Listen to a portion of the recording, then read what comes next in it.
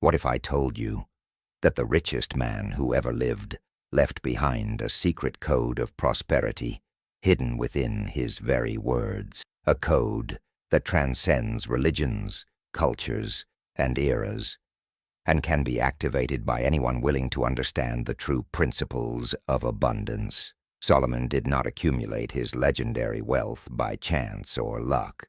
He mastered universal laws that connect human consciousness to the infinite field of possibility. He understood something that modern science is only beginning to prove, that wealth always begins in the mind, manifests through emotions, and materializes when we align our state of being with the frequency of abundance. This audiobook goes beyond the superficial interpretation of Solomon's proverb. We will dive deep into the energetic patterns, the truths of manifestation, and the practical principles this wise king used to attract unlimited prosperity. You will discover how ancient wisdom perfectly aligns with quantum physics, neuroscience, and modern psychology. Prepare to decode the most powerful prosperity secrets ever recorded in human history. Chapter 1.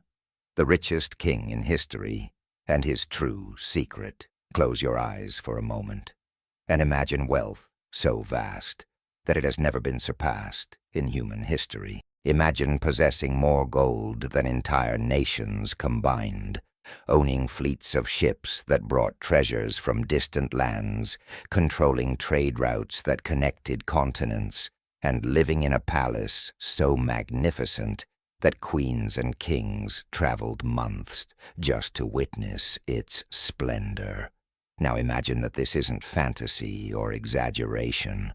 This was the reality of one man, King Solomon. But here's what most people don't know, and what changes everything. Solomon's wealth wasn't the result of inheritance alone, military conquest, or blind luck.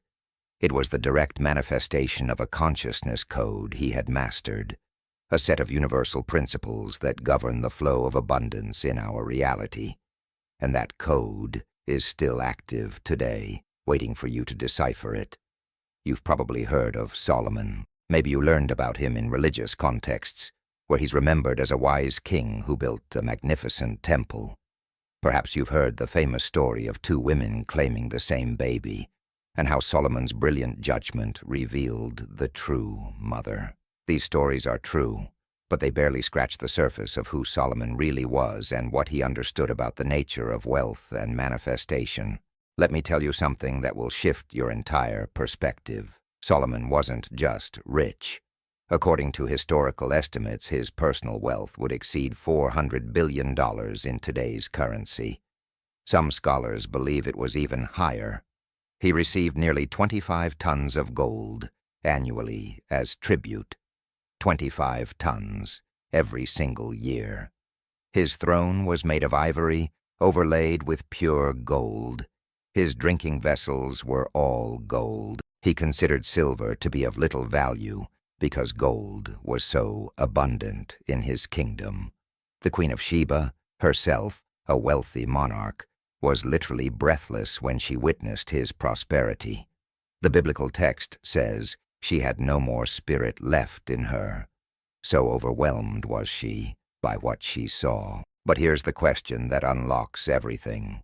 How? How did one man attract such incomprehensible abundance? And more importantly, why has this question been answered so inadequately for thousands of years? The traditional answer you've been given is simple and convenient. God blessed him.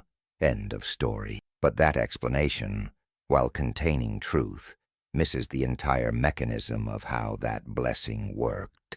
It's like saying a radio works because of electricity without understanding frequencies, receivers, and transmission.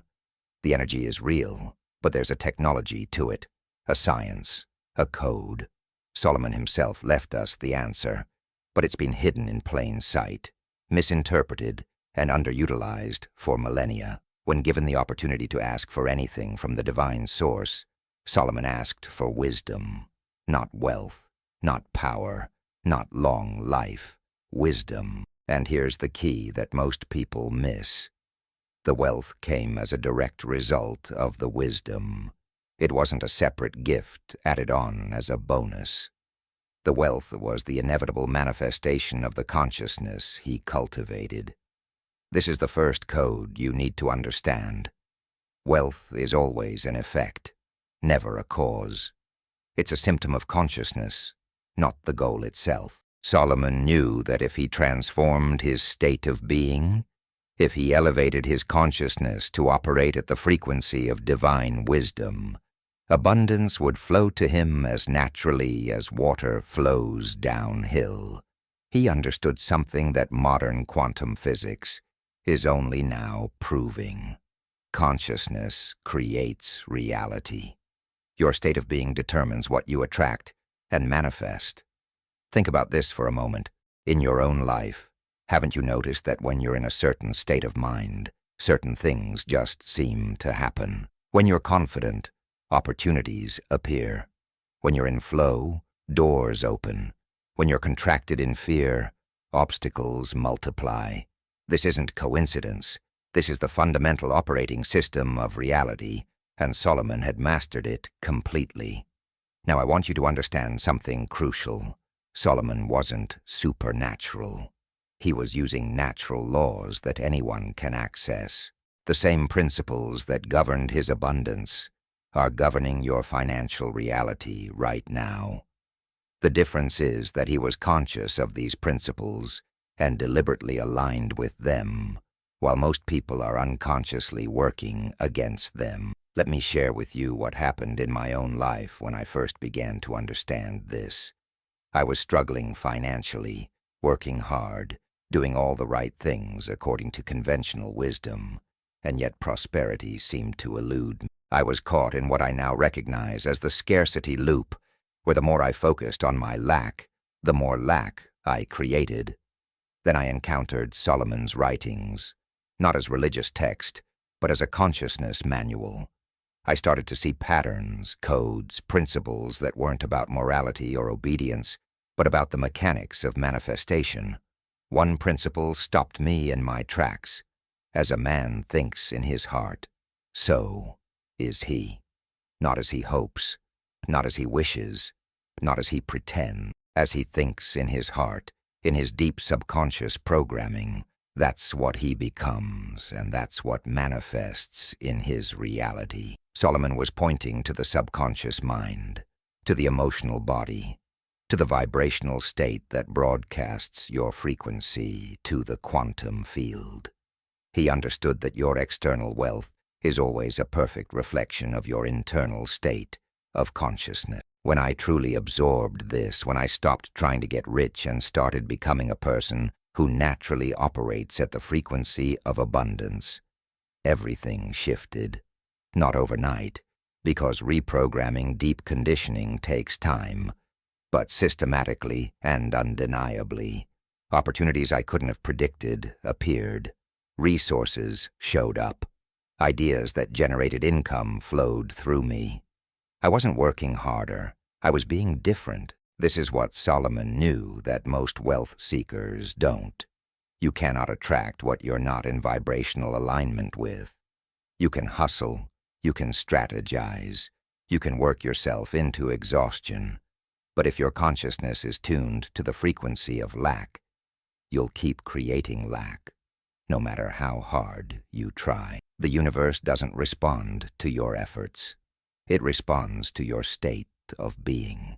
Modern neuroscience is now confirming what Solomon knew 3,000 years ago. Your brain operates through neural networks that fire based on your most repeated thoughts and emotions. These neural pathways literally shape your perception, causing you to see certain opportunities and be blind to others. They influence your decisions, your actions, and ultimately, your results. When Solomon talked about wisdom, he was talking about reprogramming these networks to operate from abundance rather than scarcity. Think about how revolutionary this is.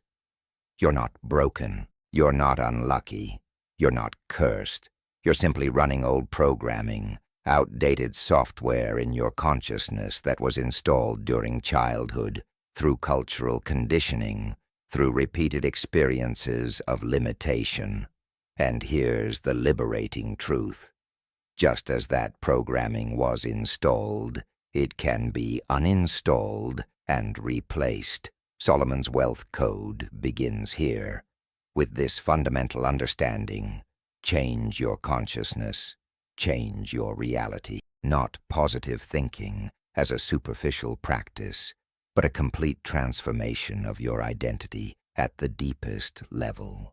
When you become wealth in your being, when abundance is who you are rather than something you're chasing, the manifestation becomes inevitable. Let me tell you about a woman I worked with recently. She had been in debt for years, working multiple jobs, exhausted and frustrated. She knew about affirmations. She knew about vision boards. She'd read all the books, but nothing was changing. When we dug deeper, I asked her a simple question. When you think about money, what do you feel? Her immediate response was anxiety, fear, and a tight feeling in her chest. There it was. Her subconscious association with money was pure stress. Every time she thought about wealth, she was actually programming herself for more anxiety and tension. She was broadcasting the frequency of financial stress, and the universe was responding with perfect accuracy, bringing her more situations that matched that frequency. We worked on shifting that association, not through force or willpower, but through understanding Solomon's principle. Wisdom first, wealth second. She began to cultivate a different relationship with the concept of money. She started to feel gratitude for what she had. She practiced the feeling of sufficiency, of trust, of flow.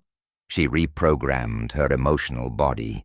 Within 6 months, her income had doubled, not through working more hours, but through a promotion she hadn't even applied for, a side business opportunity that felt effortless, and unexpected financial gifts. Her external reality rearranged itself to match her internal frequency.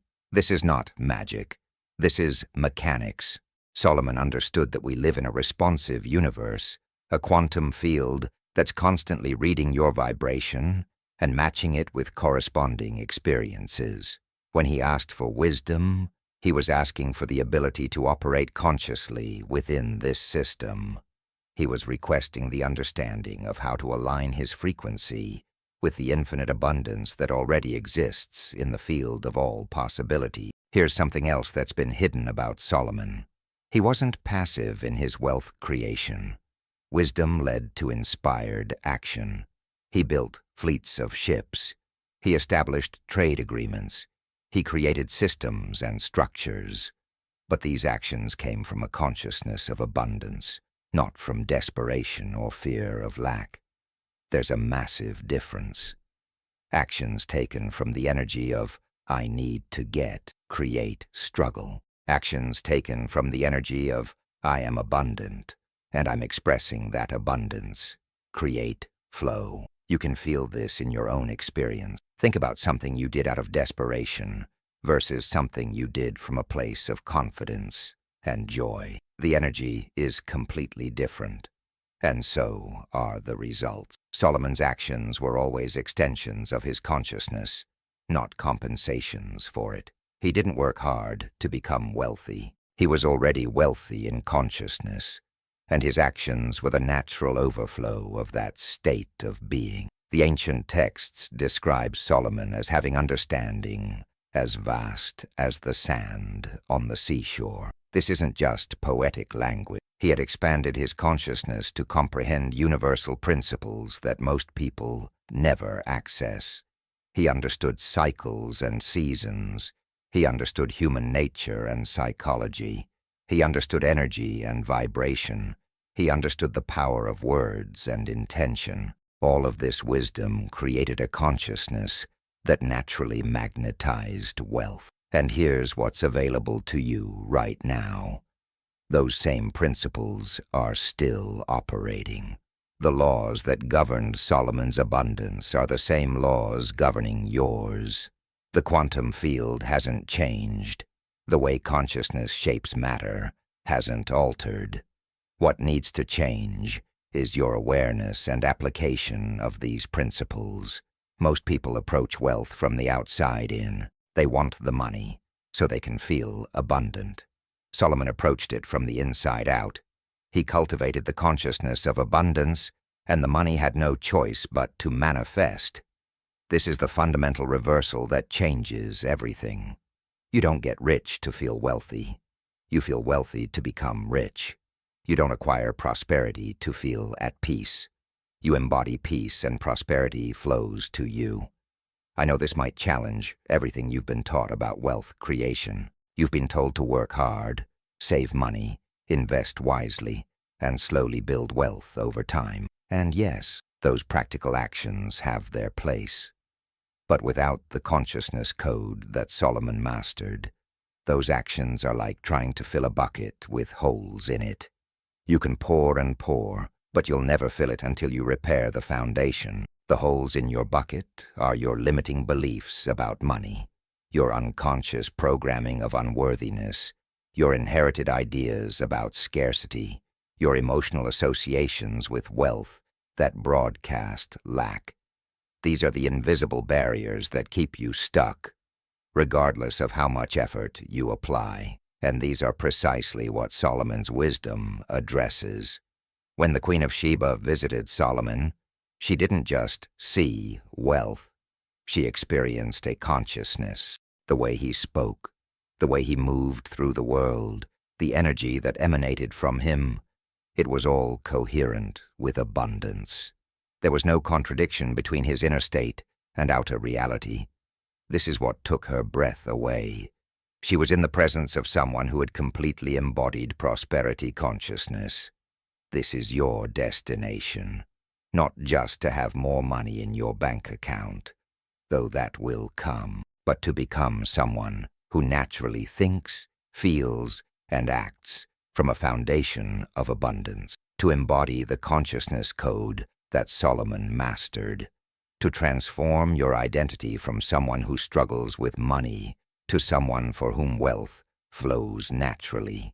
The journey we're beginning together in this audiobook is about decoding the specific principles Solomon used and showing you exactly how to apply them in your modern life. We're going to bridge ancient wisdom with quantum physics, neuroscience, and practical psychology. We're going to take concepts that have been mystified and make them actionable.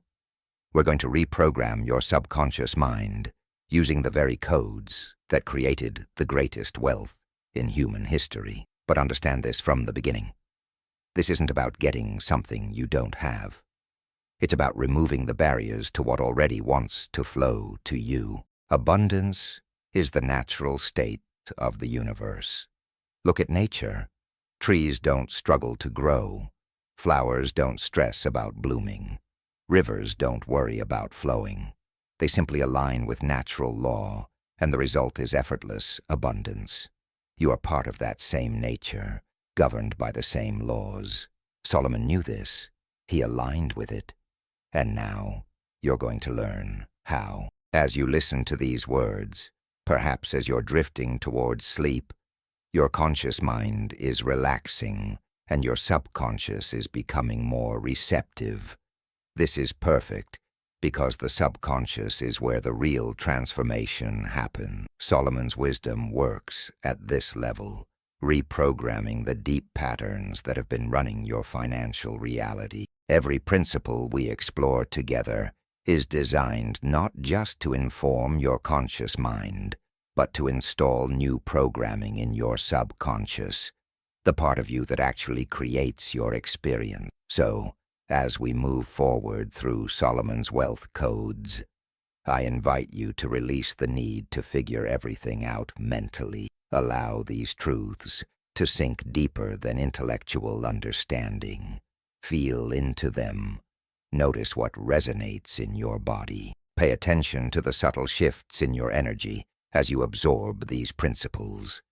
This is consciousness work, and it happens in the realm of being, not just knowing. You are about to discover that the same intelligence that guided Solomon to unparalleled prosperity is available to you right now. The same universal laws are operating in your favor. The same quantum field is responding to your frequency. The same infinite abundance is waiting for your consciousness to rise and meet it. Everything you need to transform your financial reality isn't out there somewhere. It's already within you, waiting to be activated by understanding and applying the codes that Solomon left for us. The richest king in history knew something that most people spend their entire lives never discovering. Wealth is not something you chase, it's something you become. And that becoming is exactly what we're going to explore together, one principle at a time, one shift in consciousness at a time, until you have completely decoded and embodied the wealth consciousness that made Solomon legendary.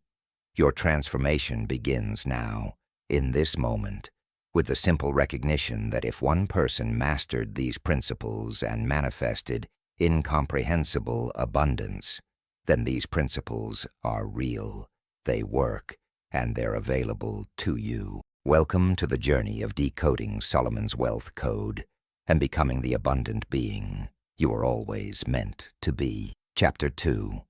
The Consciousness of Abundance. The first code. There's a frequency playing in your mind right now. You can't hear it with your ears, but it's broadcasting constantly, 24 hours a day, 7 days a week. This frequency is being read by the quantum field around, and the field is responding with perfect precision, delivering experiences that match your broadcast. If you're struggling financially, it's because you're broadcasting the frequency of struggle. If abundance flows easily to you, it's because you're broadcasting the frequency of abundance. And here's the truth that Solomon understood at the deepest level. You can change your frequency. You can reprogram your conscience. You can shift from scarcity to abundance. And when you do, your entire financial reality must transform to match. Solomon didn't just stumble into wealth consciousness. He cultivated it deliberately. He understood that consciousness isn't fixed. It's fluid. It's not something you're born with and stuck with forever. It's something you can shape, mold, and elevate. And the moment he made the decision to align his consciousness with wisdom rather than worldly desires, he set in motion a transformation that would make him the wealthiest human being who ever lived. Let me ask you something, and I want you to really feel into this question. What is your dominant emotional state when you think about money? Notice I didn't ask what you think about money. I asked what you feel. Because here's what modern neuroscience has proven, and what Solomon knew intuitively. Your emotions are the language your subconscious speaks. Your thoughts might say you want wealth, but if your emotional body is contracted in fear, anxiety, or unworthiness, that's the frequency you're broadcasting. And the universe doesn't respond to your wishes or your words. It responds to your vibrational state. I've worked with thousands of people over the years, and I can tell you that the single biggest barrier to financial abundance isn't lack of opportunity, lack of education, or lack of resources. It's the emotional programming around money that runs in the background of their conscious, like software they didn't know was installed. One man I worked with, highly educated, talented, hard-working, could never break through a certain income ceiling. When we explored his subconscious beliefs, we discovered that his father had always told him that rich people were greedy and morally corrupt. At a conscious level, he wanted wealth, but at a subconscious level, becoming wealthy meant becoming a bad person.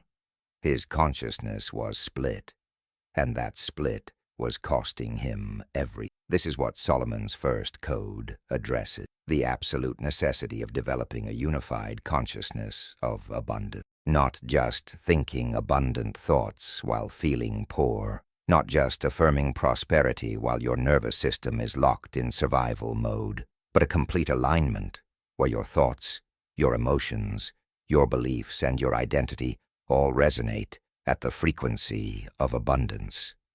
In Solomon's writings, he says something that most people read right past. For as he thinks in his heart, so is he. Notice he didn't say, as he thinks in his head. He said, in his heart. The heart, in ancient wisdom, represents the emotional center, the subconscious mind, the place where your true beliefs live. You can think whatever you want with your conscious mind, but if your heart, your emotional body, your deep subconscious programming is vibrating at the frequency of lack, that's what you'll manifest.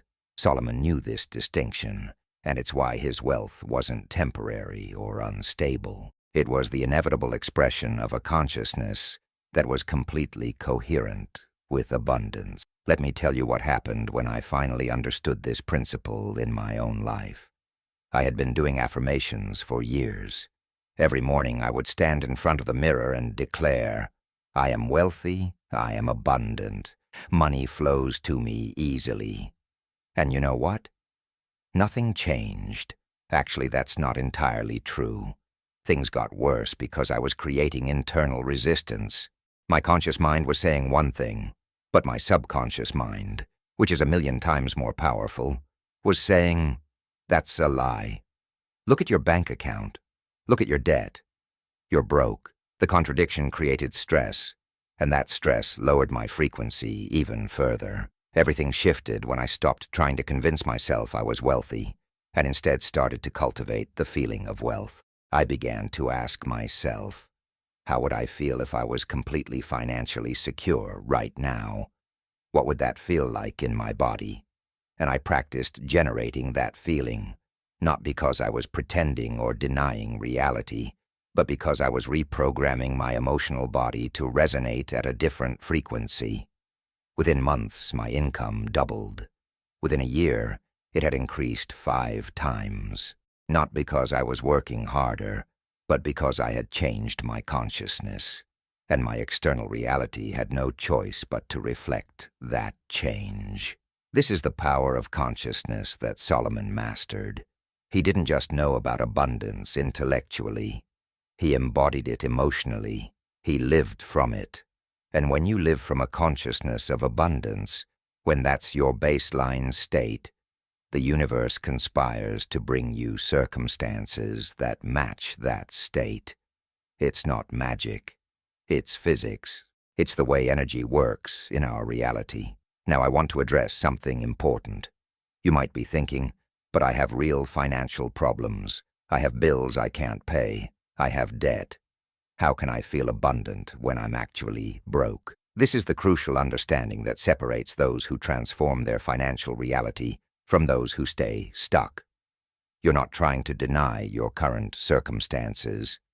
You're refusing to make your current circumstances your identity. There's a massive difference between saying, I'm experiencing financial challenges right now, and saying, I'm a broke person.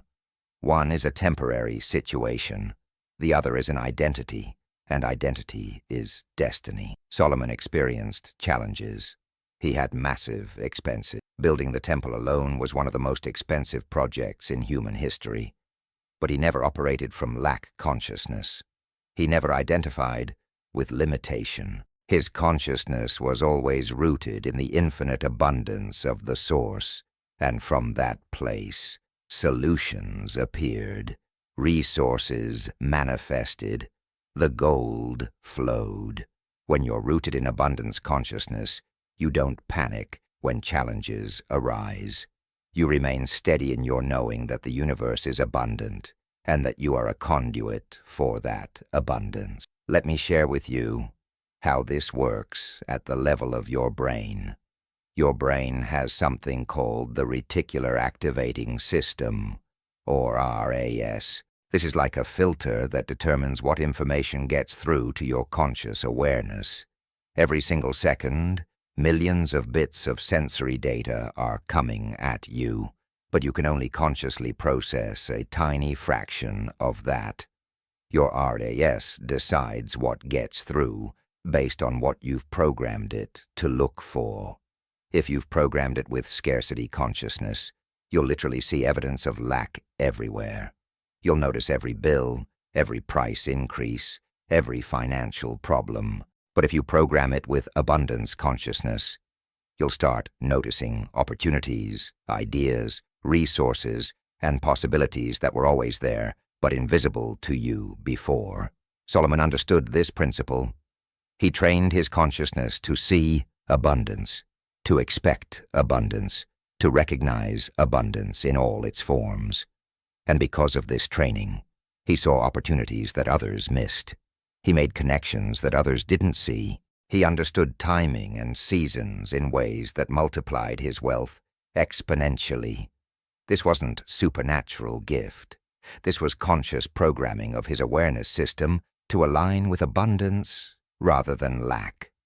Here's a practice that changed everything for me, and I want to offer it to you before you go to sleep tonight. Instead of reviewing your problems and worries, which is what most people do, I want you to spend just 5 minutes feeling gratitude for the abundance that already exists in your life. And I don't mean forcing yourself to be grateful for things you don't actually appreciate. I mean finding genuine appreciation for simple things. The air you're breathing right now, it's free and abundant. The beating of your heart, it's happening without your effort. If you have a bed to sleep in, you're wealthier than billions of people on this planet. Start there. Feel the appreciation. Let it fill your chest. Let it expand through your body. This isn't just positive thinking. You're literally reprogramming your nervous system to recognize abundance as your baseline reality. What happens when you do this consistently is profound. Your brain starts to build new neural pathways, new connections that fire automatically. Over time, abundance recognition becomes your default setting. You start to notice wealth everywhere because you've trained your consciousness to see it. And what you consistently focus on with emotion becomes your reality. This is the neuroscience behind Solomon's wisdom. This is how consciousness creates material reality. Solomon wrote, "A feast it is made for laughter, and wine makes life merry, but money is the answer for everything." Now, most people read this and think he was being materialistic, but look deeper. He wasn't saying money is everything. He was saying money answers to everything. Money is responsive. It flows towards certain consciousness and away from others. It answers the call of those who understand its nature, and its nature is energy. Money is simply crystallized energy, and like all energy, it flows toward coherence and away from resistance. When your consciousness is coherent with abundance, when there's no internal conflict between what you want and what you believe you deserve, when your thoughts and emotions are aligned in the same direction, money has no choice but to flow to you. It's answering your frequency. But when your consciousness is incoherent, when you want wealth but feel unworthy, when you desire abundance but believe it's not possible for you, you create resistance. And money, being energy, cannot flow through resistance. I worked with a woman recently who was making 6 figures but felt broke all the time. Her income was substantial, but her consciousness was locked in scarcity.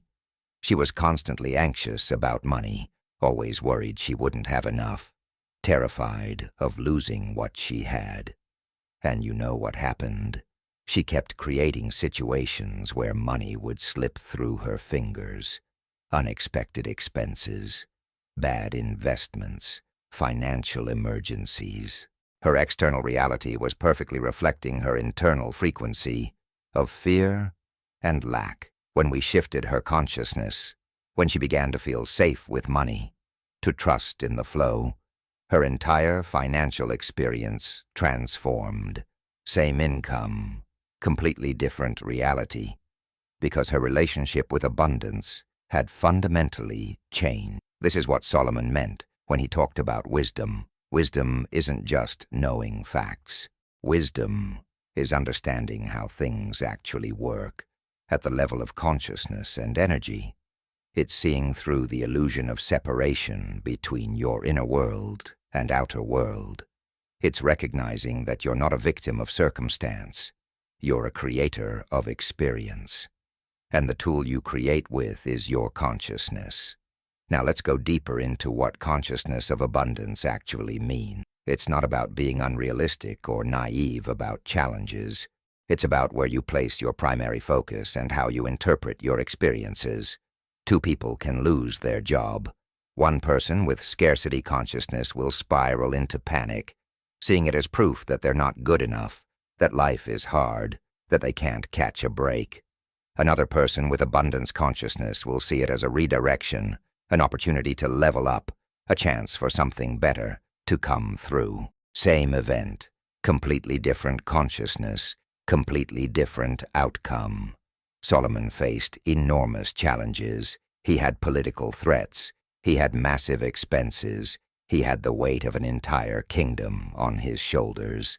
But his consciousness remained rooted in abundance. He knew that the source of all wealth wasn't his efforts or his strategies.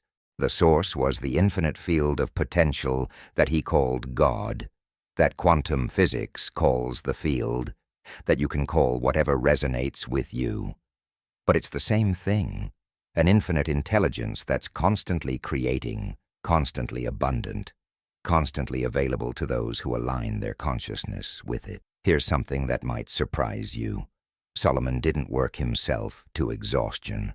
The biblical text describes him enjoying life, celebrating, experiencing pleasure and beauty. He understood something that the hustle culture has forgotten. Abundance consciousness includes the ability to receive, to enjoy, to be present with what you have.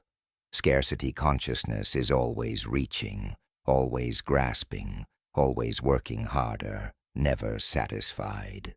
Abundance consciousness knows how to work effectively and rest deeply. It understands that you're not earning your worthiness through suffering. You're expressing your inherent abundance through alignment. Let me ask you another question.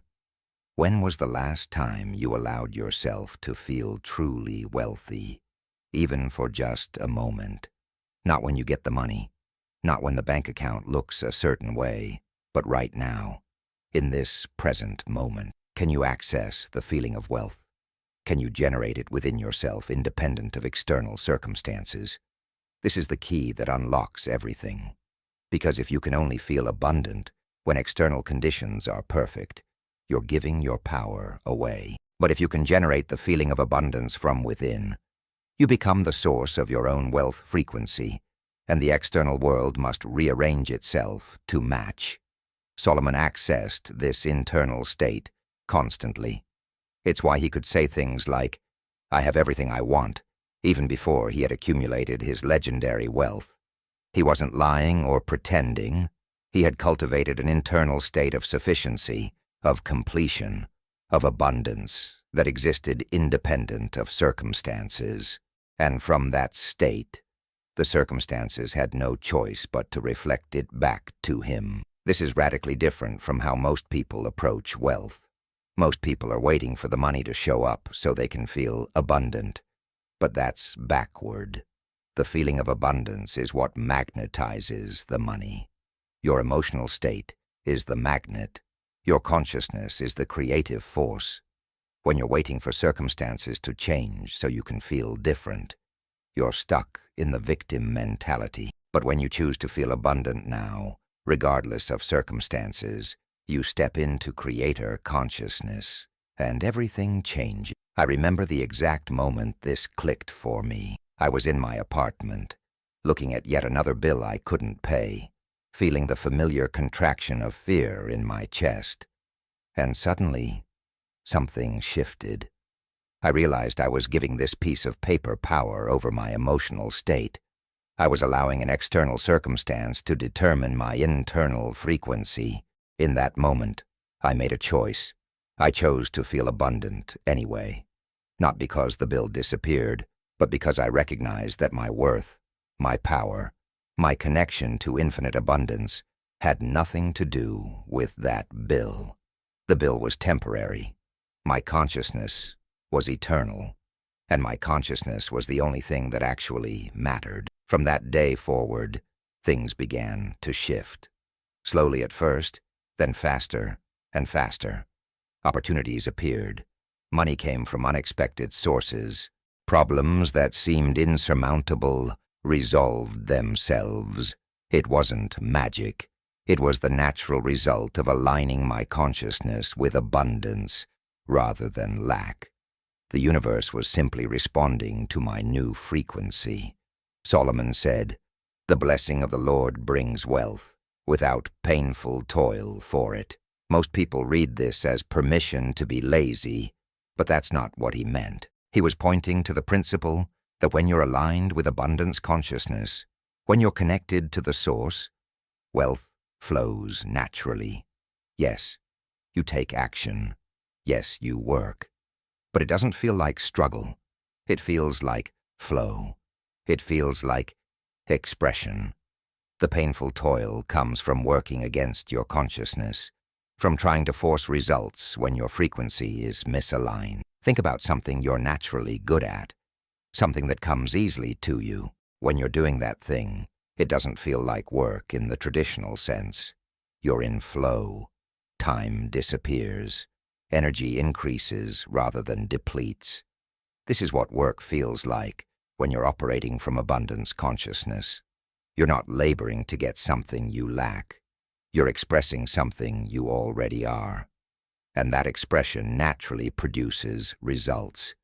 This is the consciousness Solomon operated from, and it's available to you right now. Not someday when you've achieved certain things or acquired certain amounts. Right now. Because abundance isn't something you become once you have. Abundance is something you are when you align your consciousness with truth. And the truth is this: you live in an abundant universe that's constantly creating, constantly expanding, constantly offering. The question isn't whether abundance is available. The question is whether your consciousness is open to receive it. Most people are walking around with clenched fists, energetically speaking. They're trying to hold on to what they have, terrified of loss, resistant to flow. But abundance requires open hand. It requires trust. It requires the willingness to give and receive in equal measure. Solomon understood this. His generosity was legendary, not because he was trying to prove something, but because he understood that giving from abundance creates more abundance. It's the circulation of energy. When you hoard from fear, you stop the flow. When you give from abundance, you amplify it. Here's what I want you to understand as you drift towards sleep tonight. As these words sink into your subconscious mind, your consciousness right now is either expanding or contracting. It's either opening to abundance or closing into scarcity. There's no neutral. Every thought, every emotion, every belief is either adding to your abundance frequency or diminishing it. And the beautiful thing is, you have complete control over this. You might not be able to control external circumstances immediately, but you can always choose your consciousness. You can always choose your focus. You can always choose your frequency. Solomon chose abundance, consciousness, and the result was wealth beyond measure. Not because he was special or chosen in a way you're not, but because he understood the code, the principles, the laws that govern manifestation in our reality. He aligned with them completely, and reality responded perfectly. The same laws are operating in your life right now. The same field is reading your frequency. The same abundance is available. The only question is whether you're going to continue broadcasting scarcity or whether you're going to make the shift right now to abundance consciousness. You are not separate from the infinite abundance of the universe. You are an expression of it. You are made of the same creative energy that spoke galaxies into existence. Solomon knew this about himself, and he lived from that knowing. He didn't see himself as a small person trying to get rich. He saw himself as a conduit for divine abundance, and abundance poured through him effortlessly. This is your true identity as well. Not someone who lacks, not someone who needs to fight for scraps in a scarce world, but someone who is inherently abundant, connected to an infinite source, worthy of wealth, simply by virtue of existing. As this chapter comes to a close, I want you to feel something shifting within you. Feel the old consciousness of scarcity beginning to loosen its grip. Feel the new consciousness of abundance beginning to emerge. You don't have to force this. You don't have to make it happen. Simply allow it. Simply be willing. Your willingness is enough to start the reprogramming process. Your openness creates the space for transformation. And as you sleep tonight, as your conscious mind rests and your subconscious becomes more receptive, these truths are sinking deeper, installing new programs, creating new neural pathways, establishing abundance as your new baseline frequency. You are becoming wealth consciousness. You are embodying Solomon's first code, and your financial reality is already beginning to shift to match your new state of being. Chapter 3. Wisdom as Foundation, Knowledge that Generates Gold. When God appeared to Solomon in a dream and said, "Ask for whatever you want me to give you," the young king could have requested anything: unlimited wealth, military power, a long life, the destruction of his enemies, fame that would echo through the ages. But Solomon asked for none of these things. Instead, he made a request that seemed almost naive, almost foolish to the worldly mind. Give me wisdom and knowledge. And in that single request, he revealed the master code that would unlock everything else. Because wisdom isn't just one of many paths to wealth. Wisdom is the foundation upon which all sustainable abundance is built. Here's what most people miss about this story. Solomon didn't ask for wisdom instead of wealth. He asked for wisdom as the source of wealth. He understood something profound that separates the temporarily rich from the generationally wealthy. Money without wisdom is like water in a bucket full of holes. It comes in and flows right back out. But wisdom is the foundation that holds everything, that multiplies everything, that transforms everything it touches into more. Solomon knew that if he had wisdom, wealth would be the inevitable byproduct, and he was absolutely right. Let me tell you about two people I know. The first one inherited $3 million. Within 5 years, it was gone, all of it. The second person started with nothing but developed wisdom about money, about value, about human nature, about timing. Today, that person is worth over $50 million and still growing. The difference wasn't opportunity. The difference wasn't luck. The difference was wisdom. One had money without the consciousness to hold it. The other had wisdom that naturally generated and multiplied wealth. This is the critical distinction you must understand. Knowledge and wisdom are not the same thing. Knowledge is information.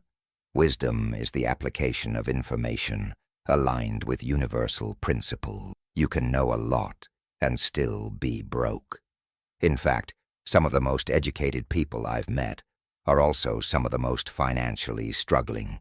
They have knowledge, sometimes impressive amounts of it, but they lack the wisdom to transform that knowledge into tangible value and abundance. Solomon understood this difference at the deepest level, and it's why he specifically asked for wisdom, not just knowledge. Think about your own life for a moment. How much financial information have you consumed? How many books have you read about money? How many videos have you watched, courses you've taken, strategies you've learned? And now, honestly, how much of that knowledge has translated into actual abundance in your life? If you're like most people, there's a gap between what you know and what you've manifested. That gap is wisdom. That gap is the difference between information and transformation. Solomon's wisdom wasn't academic. It wasn't theoretical. It was deeply practical and immediately applicable. When two women came to him, both claiming to be the mother of the same baby, he didn't consult a textbook. He didn't defer to precedent. He accessed wisdom, the ability to see through surface appearances to underlying truth. And his solution was so brilliant that it instantly revealed who the real mother was. This is wisdom in action. This is the intelligence that creates breakthrough results. Now let me ask you a question that might be uncomfortable. What if the reason you don't have the wealth you want isn't because you don't work hard enough, isn't because the economy is bad, isn't because you had a difficult childhood, but simply because you haven't yet developed the wisdom that generates wealth? Not because you're broken or inadequate, but because wisdom is a skill that can be cultivated, and you just haven't been taught how to cultivate it yet. This is actually incredibly good news, because if wisdom can be developed, then wealth can be created regardless of your starting point. I remember when this truth hit me personally. I was working 80-hour weeks, exhausting myself, trying every strategy and tactic I could find, and getting nowhere financially. I had knowledge, I had information, I had techniques, but I didn't have wisdom. I didn't understand the deeper principles that govern wealth creation. I was trying to force results through effort, rather than creating results through alignment with how prosperity actually works. The moment I shifted from accumulating more knowledge to developing genuine wisdom, everything changed. My income increased while my hours decreased. Opportunities appeared that I hadn't been able to see before. Problems that seemed insurmountable dissolved. Wisdom changed the game completely. So what exactly is this wisdom that Solomon possessed? Let's break it down in practical terms that you can apply immediately. First, wisdom is the ability to see patterns that others miss. Solomon observed human nature, business cycles, seasonal rhythms, cause and effect relationships. He didn't just react to circumstances. He understood the patterns underlying circumstances, and that understanding allowed him to position himself advantageously. When you develop this level of wisdom, you stop being surprised by market changes, by economic shifts, by opportunities and challenges. You start to see them coming because you understand the pattern. Second, wisdom is knowing the right action for the right time. Solomon wrote extensively about timing, about there being a season for everything. This isn't just poetic philosophy. This is practical wisdom about the rhythms of manifestation. There's a time to plant and a time to harvest, a time to build and a time to launch, a time to save and a time to invest. Most people are doing the right things at the wrong times, and then they wonder why results don't come. Wisdom gives you the sensitivity to timing that multiplies the effectiveness of your actions exponentially. Third, wisdom is understanding value at a fundamental level. Solomon was wealthy not because he hoarded resources, but because he created immense value. He built systems that served people. He established trade routes that benefited entire regions. He created beauty and functionality that people wanted and were willing to pay for. This is crucial. Money is simply a representation of value. If you want more money, you need wisdom about how to create more value. Not just work harder, but create genuine value that people recognize and appreciate. I worked with an entrepreneur who was frustrated because his business wasn't growing despite his long hours and constant hustle. When we examined what he was actually offering, we discovered that he was so focused on making money that he'd lost sight of creating value. His products were mediocre. His service was adequate, but not remarkable. He was trying to get wealthy without developing the wisdom to create something truly valuable. Once he shifted his focus to genuine value creation, to really understanding what his market needed and delivering it with excellence, his business transformed. Within 18 months, his revenue increased by 400%. That's the power of wisdom over mere hustle. Solomon's wisdom also included understanding people. He knew human psychology, motivation, desire, and fear. He understood what made people act, what inspired loyalty, what created trust. This psychological wisdom made him an extraordinary leader and an incredibly successful businessman. His trade agreements weren't just about goods and gold. They were about relationships built on mutual benefit. He understood that sustainable wealth comes from win-win situations, not from taking advantage of others. This is wisdom that many people miss in their rush to get rich. They try to extract value rather than create it. They try to win at someone else's expense rather than creating situations where everyone prospers. Here's a principle that changed my entire approach to wealth creation. Wisdom teaches you to think in terms of systems, not just transactions. Solomon didn't just make money on individual deals. He built systems that generated ongoing wealth.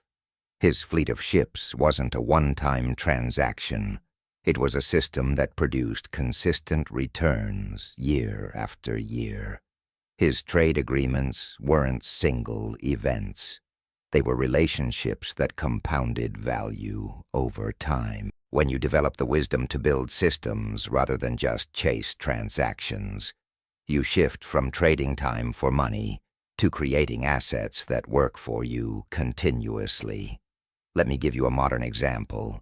I know someone who spent years working as a consultant, trading hours for dollars, very skilled at what he did, but always limited by time. Then he developed the wisdom to systematize his knowledge. He created training programs, online courses, digital products that delivered his expertise without requiring his direct time. His income multiplied by 10, while his working hours decreased by half. That's the difference between knowledge and wisdom. Knowledge keeps you trapped in the time for money exchange. Wisdom shows you how to leverage what you know into systems that scale. Now here's something crucial about Solomon's wisdom that you need to understand. It wasn't just intellectual, it was embodied. He didn't just know things in his head. He lived from a place of wisdom in every decision, every relationship, every business dealing. This is the difference between information you've memorized and wisdom you've integrated into your being. When wisdom is truly yours, it guides you automatically. You don't have to think about it consciously. You naturally make wise decisions because wisdom has become part of your identity. This is where most people get stuck. They read books, attend seminars, collect information, but they never do the integration work that transforms information into embodied wisdom. It's like learning about swimming by reading books, but never getting in the water. The knowledge might be accurate, but until you embody it through experience and practice, it remains theoretical. Solomon didn't just study wisdom. He practiced it daily until it became his default operating system. So how do you develop this kind of wisdom? How do you move from just knowing things to having the insight that generates wealth? First, you have to become a student of patterns. Start paying attention to what works and what doesn't, not just in your own life, but in the world around you. Why do some businesses thrive while others fail? Why do some people consistently create wealth while others struggle despite working hard? Don't just observe surface behaviors. Look for the underlying principles, the deeper patterns that explain the results you see. Second, you need to develop what I call pause wisdom. This is the ability to pause before reacting, to create space between stimulus and response where wisdom can emerge. Solomon was famous for his thoughtful responses. He didn't rush to judgment. He didn't react impulsively. He paused, accessed wisdom, and then responded from a centered place. In our modern world of instant everything, this is a superpower. The person who can pause, reflect, and respond wisely rather than react emotionally has an enormous advantage in wealth creation. I learned this lesson the hard way. Early in my business career, I made several impulsive decisions that cost me dearly. I would see an opportunity and jump on it without proper consideration. I would react to problems with immediate action that often made things worse. I was operating from anxiety and urgency rather than from wisdom and clarity. When I learned to pause, to create space, to access deeper intelligence before acting, my results transformed dramatically. Deals that seemed urgent but wrong became obvious to avoid.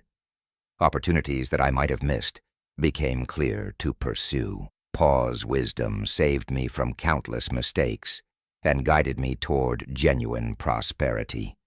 Third, wisdom requires learning from experience, both your own and others. Solomon studied the world around him. He observed everything from ants to kings, learning principles from all of creation. He didn't just rely on his own limited experience. He extracted wisdom from every source available to him. You can do the same. Every person you meet has wisdom to offer if you're humble enough to receive it. Every situation you encounter contains lessons if you're aware enough to extract them. The question isn't whether wisdom is available. The question is whether you're paying attention. One of the most powerful practices I've developed is what I call the wisdom review. At the end of each day, I spend 10 minutes reflecting on what happened. Not just the events, but the patterns, the lessons, the insights. What worked well today, and why?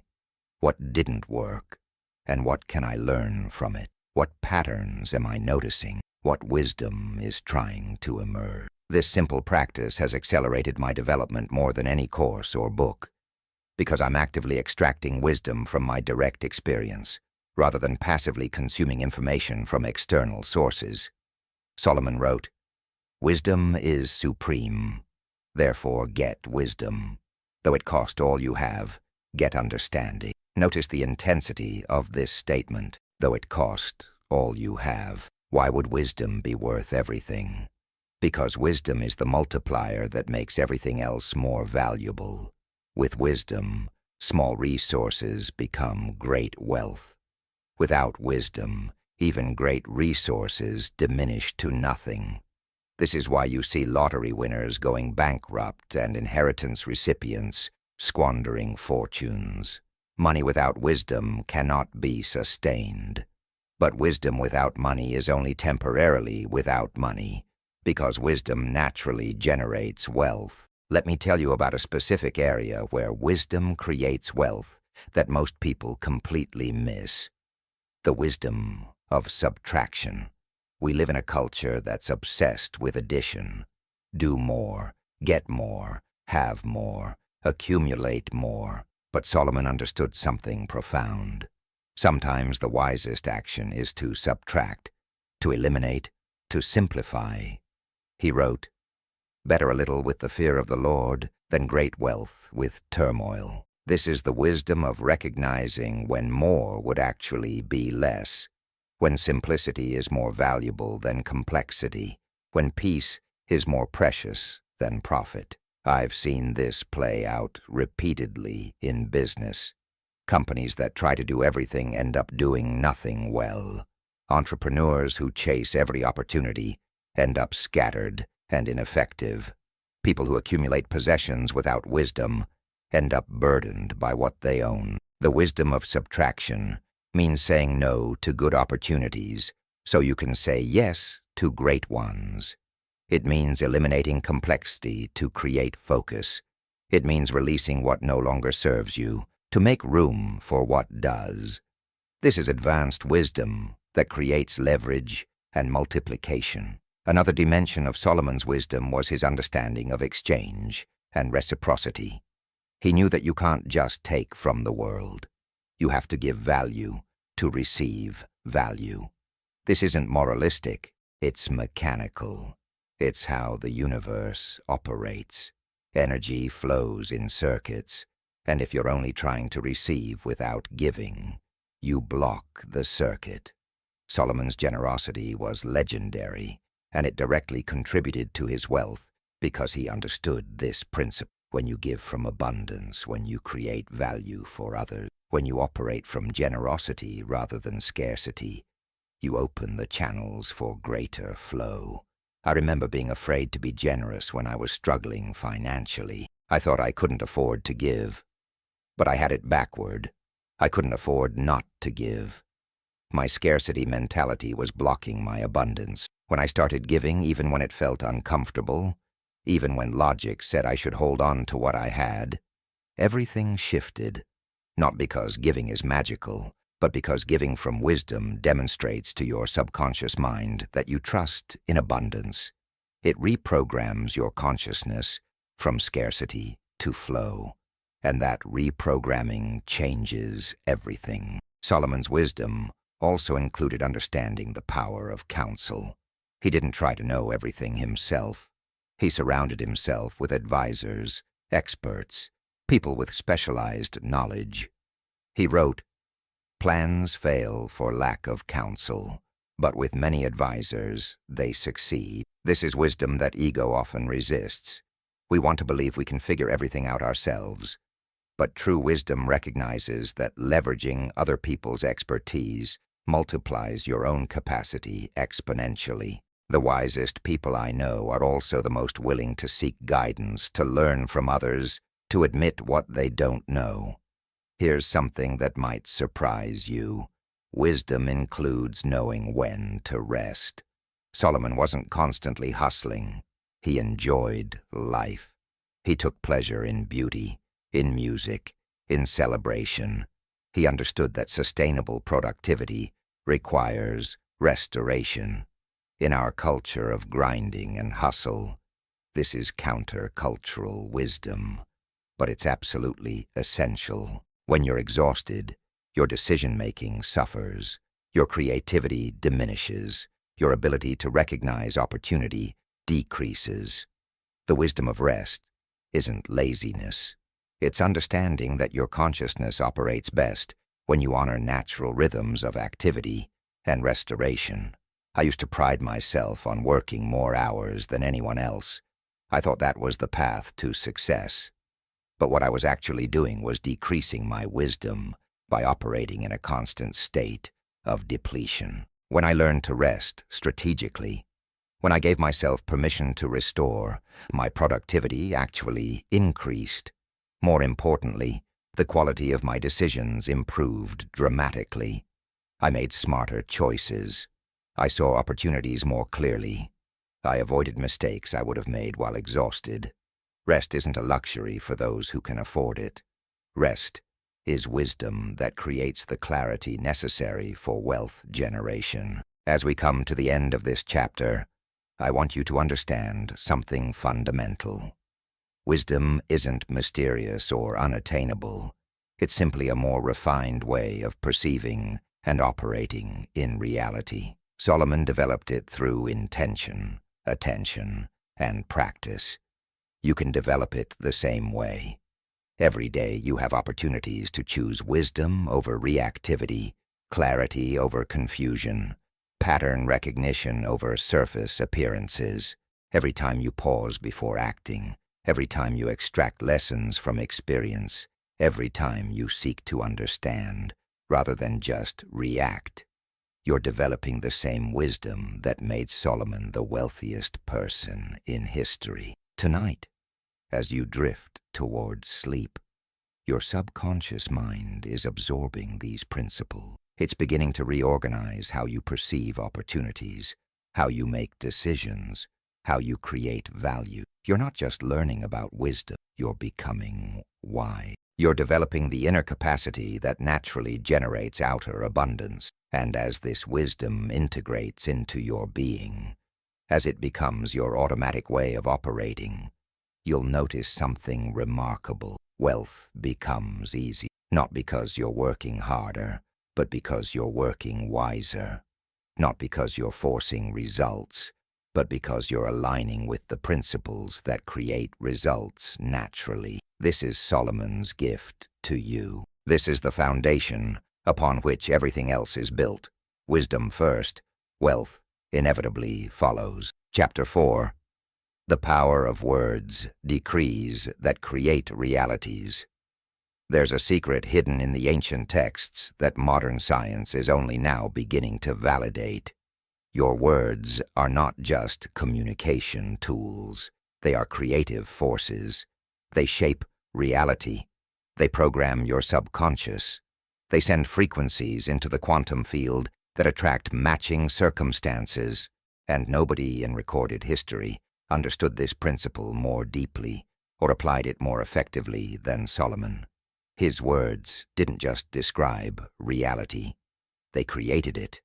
And when you understand the mechanics of how this works, when you learn to speak with the same creative authority that Solomon possessed, your financial reality will transform in ways that seem almost miraculous. Solomon wrote, "Death and life are in the power of the tongue, and those who love it will eat its fruit." Most people read this as metaphor, as poetic exaggeration, but Solomon was being absolutely literal. Your tongue, your words, your spoken declarations are either generating life and abundance, or death and limitation. There's no neutral. Every word you speak is either adding to your prosperity or subtracting from it. Every statement you make about money is either programming your subconscious for wealth or poverty. Every declaration about yourself is either expanding your possibilities or contracting them. And the fruit you're eating right now in your financial life is the direct result of the words you've been speaking, often unconsciously, for years. Let me ask you a direct question, and I want you to be brutally honest with yourself. What do you say about money when you're alone, when no one is listening, when you're not trying to be positive or spiritual? Do you say things like, "I can't afford that"? Do you complain about bills? Do you describe yourself as broke, struggling, or just getting by? Do you speak about money with stress, anxiety, or resentment in your voice? If so, you're using the creative power of your words to program poverty into your reality, not because you're bad or wrong, but because you don't yet understand what Solomon knew. Words are spells, and you're either spelling abundance or spelling lack. Now, before you feel discouraged, understand something important. The fact that your words have been working against you means they can work for you. The same power that's been creating limitation can create abundance. You just need to learn how to use it consciously and deliberately, the way Solomon did. Because here's what's absolutely true. Solomon didn't become the wealthiest person in history by accident. He spoke his wealth into being. He decreed abundance. He declared prosperity. And the universe, operating according to immutable laws, had no choice but to respond. Modern neuroscience has discovered something extraordinary that validates what Solomon knew 3,000 years ago. When you speak words, your brain doesn't distinguish between what's currently true and what you're declaring to be true. Your words create neural pathways. They trigger emotional responses. They activate your reticular activating system to look for evidence that matches what you're saying. If you constantly say, "I'm broke," your brain accepts that as identity and starts filtering reality to confirm it. But if you declare, "I am abundant," your brain begins creating new neural networks that align with that statement, and your perception shifts to notice abundance that was always there, but invisible to you before. Let me tell you what happened when I finally understood this principle and applied it rigorously. I had been speaking carelessly about money for years. I would joke about being broke. I would complain about expenses. I would describe myself as struggling, and my reality perfectly reflected those words. Then I made a decision. I committed to speaking only abundance over my finances, regardless of current circumstances. When bills came, instead of saying, "I can't afford this," I would say, "Money flows to me easily to cover everything I need." When opportunities arose, instead of saying, "That's too expensive," I would say, "I'm open to creative ways to afford this." At first it felt fake, like I was lying to myself. But within weeks, things started shifting. Within months, my income had tripled. The words had reprogrammed my consciousness, and my consciousness had reshaped my reality. Solomon understood that words operate on multiple levels simultaneously. On the physical level, they create vibrations, actual sound waves that influence the energy around you. On the psychological level, they program your subconscious beliefs. On the spiritual level, they decree what you're calling forth from the field of infinite potential. When these levels are aligned, when your words carry conviction, emotion, and intentionality, they become incredibly powerful, creative forces. This is why Solomon could speak with such authority. His words weren't just wishes or hopes. They were commands to reality itself. Here's a principle that will revolutionize how you use words. Your subconscious mind cannot tell the difference between a vividly imagined experience and a real one, especially when that imagination is accompanied by emotion and spoken declaration. When you speak abundance with feeling, when you declare prosperity with conviction, when you affirm wealth with genuine emotion, your subconscious accepts it as reality and begins restructuring your beliefs, perceptions, and behaviors to align with that reality. This isn't positive thinking.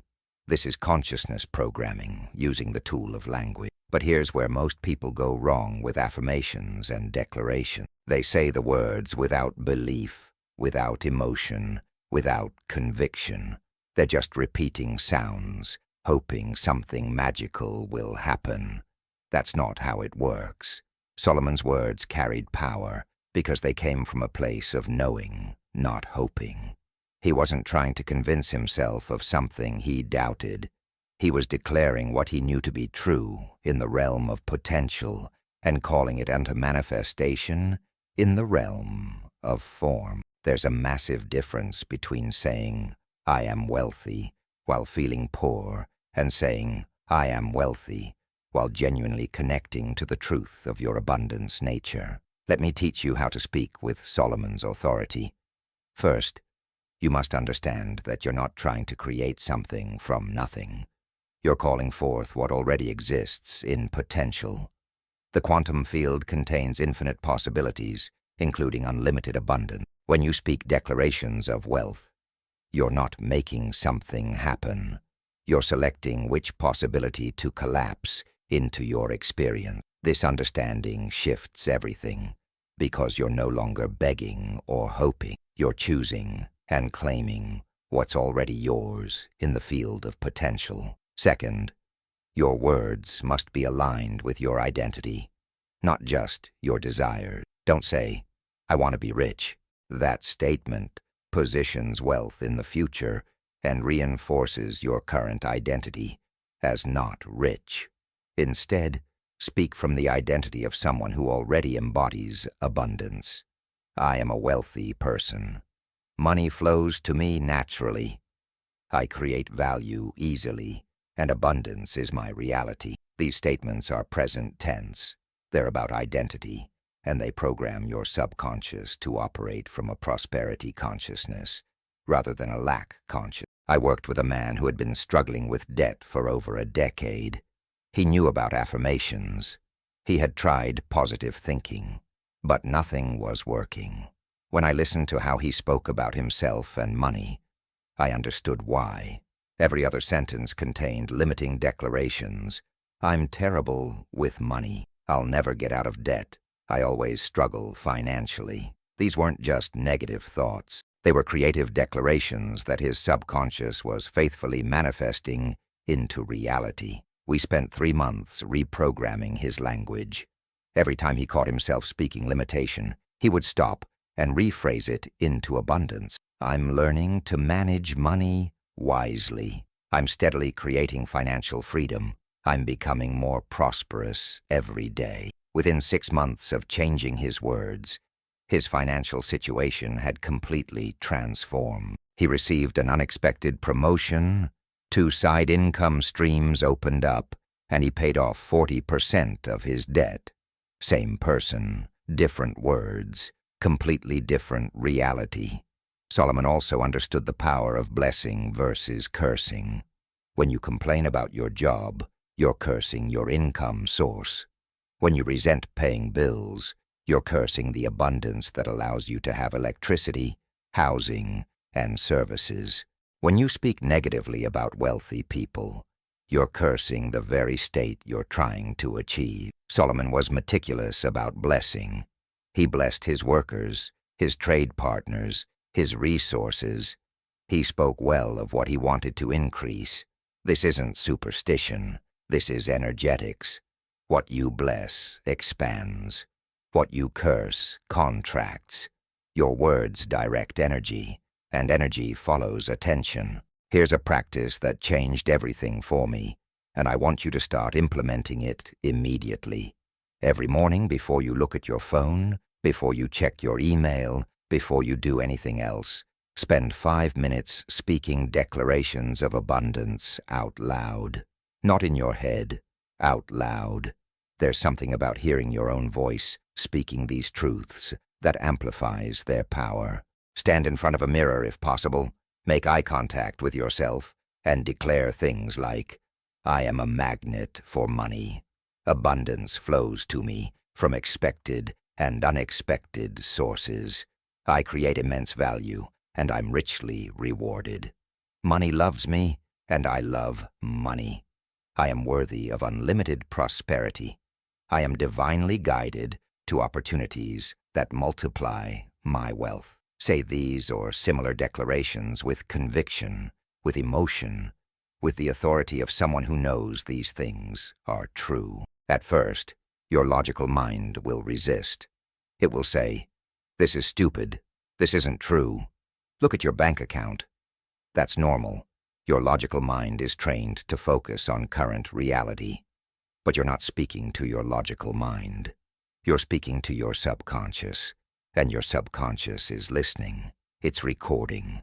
It's beginning to accept these declarations as the new programming. And as the programming changes, your behaviors change, your perceptions change, your decisions change, and inevitably, your results change. Solomon wrote extensively about the mouth of the righteous being a fountain of life.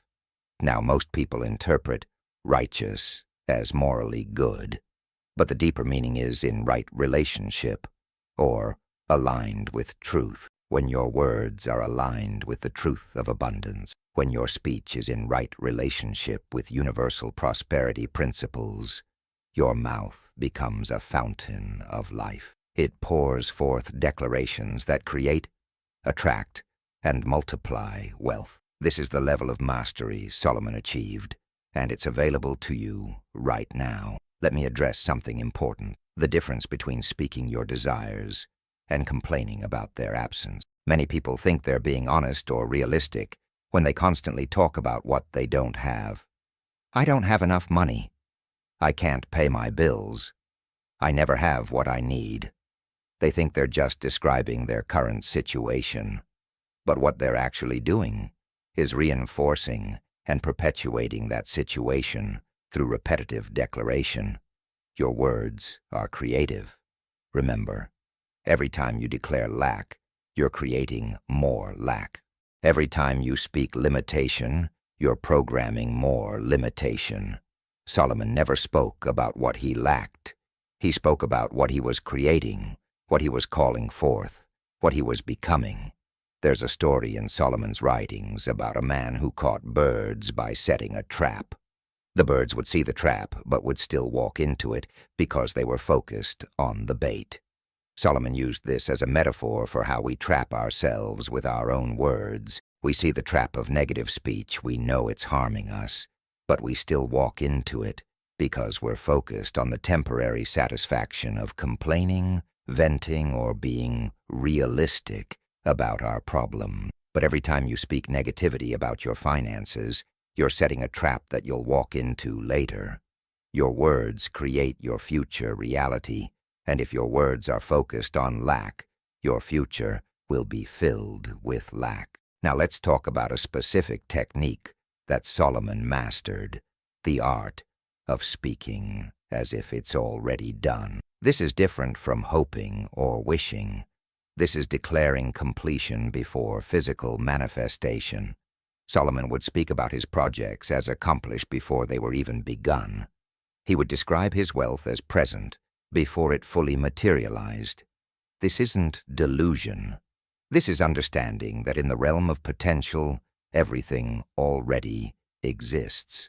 By speaking as if it's done, you're collapsing the quantum possibility into physical reality.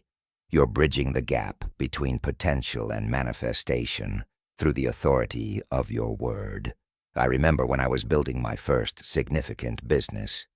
Logic said it was impossible. I didn't have the resources, the connections, or the experience, but I had learned Solomon's principle of decreeing what I wanted as if it already existed. Every day I would speak about my successful business in present tense. My business serves thousands of people and generates abundant income. My team is talented and dedicated. My customers love what we create. Money flows to this business easily and consistently. I didn't hope for these things. I declared them as present reality. And you know what happened? Within 18 months, every single one of those declarations had manifested into physical form, not because the words were magic, but because they programmed my consciousness to perceive opportunities, make decisions, and take actions that aligned with those declarations. Solomon also understood the power of question. The questions you ask yourself and others are also a form of creative speech. If you constantly ask yourself, "Why am I so broke?" your brain will search for answers and give you a list of reasons that reinforce your poverty. But if you ask, "How can I create more value and increase my income?" your brain will search for solutions and possibilities. The quality of your questions determines the quality of your answers, and the quality of your answers determines the quality of your life. Solomon was famous for asking powerful questions that cut through confusion and revealed truth. He understood that questions direct focus, and focus creates reality. Here's another dimension of word power that Solomon mastered: speaking life over others. When you speak well of people, when you acknowledge their strengths, when you declare their potential, you're not just being nice. You're creating an energetic environment that supports their success, which often comes back to benefit you. Solomon's servants were extraordinarily productive, not because he drove them hard, but because he spoke life and potential over them. His trade partners wanted to work with him, not just because he was wealthy, but because interaction with him was life-giving. His words elevated everyone around him, and that elevation created a network of prosperity that amplified his own wealth. Contrast this with how most people speak about others. They gossip, they criticize, they tear down. They speak negatively about competitors, co-workers, even family members. And every negative word is creating a field of limitation around them. You cannot speak death about others and expect life for yourself. You cannot curse others' success and attract your own. Solomon knew that blessing and abundance flow in the same stream. When you make it a practice to speak well of everyone, to find and acknowledge the good in people, to declare potential rather than problems, you create an energetic field that attracts abundance from all directions. Let me give you a specific framework for transforming your speech pattern. For the next 30 days, commit to these guidelines. First, eliminate all negative declarations about money and yourself. When you catch yourself about to say something limiting, stop mid-sentence and rephrase it into abundance language. Second, begin each day with spoken declarations of prosperity. Third, bless everything related to money, your income sources, your bills, your savings, your investments, everything. Fourth, speak well of wealthy people instead of resenting or criticizing them. Fifth, ask empowering questions that direct your focus towards solutions and possibilities. 30 days of this practice will reprogram years of limiting speech pattern. I know someone who took this seriously and tracked every word they spoke about money for a week. They were shocked to discover that over 70% of their money-related speech was negative. No wonder they were struggling financially. Their words were literally creating their poverty. Once they became aware, once they started consciously shifting their language, their financial reality began to shift within weeks. They started noticing opportunities they'd been blind to before. They received unexpected income from 3 different sources. They felt different about money, less stressed, and more confident. All from changing their words. That's how powerful this principle is. Solomon said, "A man's belly shall be satisfied with the fruit of his mouth." Your mouth is producing fruit right now. The question is, what kind of fruit? Are your words producing the fruit of abundance or the fruit of lack? Are you speaking life or death over your finances? Are you decreeing prosperity or programming poverty? The beautiful thing is, you can change this right now, in this moment. You don't need anyone's permission. You don't need to wait for circumstances to change. You simply need to start speaking differently, with consciousness, with intentionality, with the understanding that your words are creative forces shaping your reality. As we close this chapter, I want you to feel the power of your own voice. As you drift towards sleep tonight, your last conscious thoughts and words are particularly powerful because they go directly into your subconscious without the interference of your critical mind. So before you sleep, speak these words out loud, with feeling, with conviction. I am abundant. Money flows to me easily. I create tremendous value, and I am richly rewarded. I am worthy of unlimited prosperity. My words create my wealthy reality. I speak life and abundance over every area of my finance. Let these words be the last thing your conscious mind processes before sleep. Let them sink into your subconscious and do their reprogramming work throughout the night. You are learning to speak like Solomon, to decree like a creator, to use your words with the authority that transforms reality. And as you master this principle, as your speech aligns with abundance rather than lack, you will witness your financial world reshape itself to match the new declarations you're making. Your words are powerful. Solomon proved it. Now it's your turn to demonstrate it in your own life. Chapter 5. The Sacred Time, Rhythms of Prosperity. Solomon wrote one of the most profound statements about wealth creation that has ever been recorded. There is a time for everything, and a season for every activity under the heavens. A time to be born, and a time to die. A time to plant, and a time to uproot.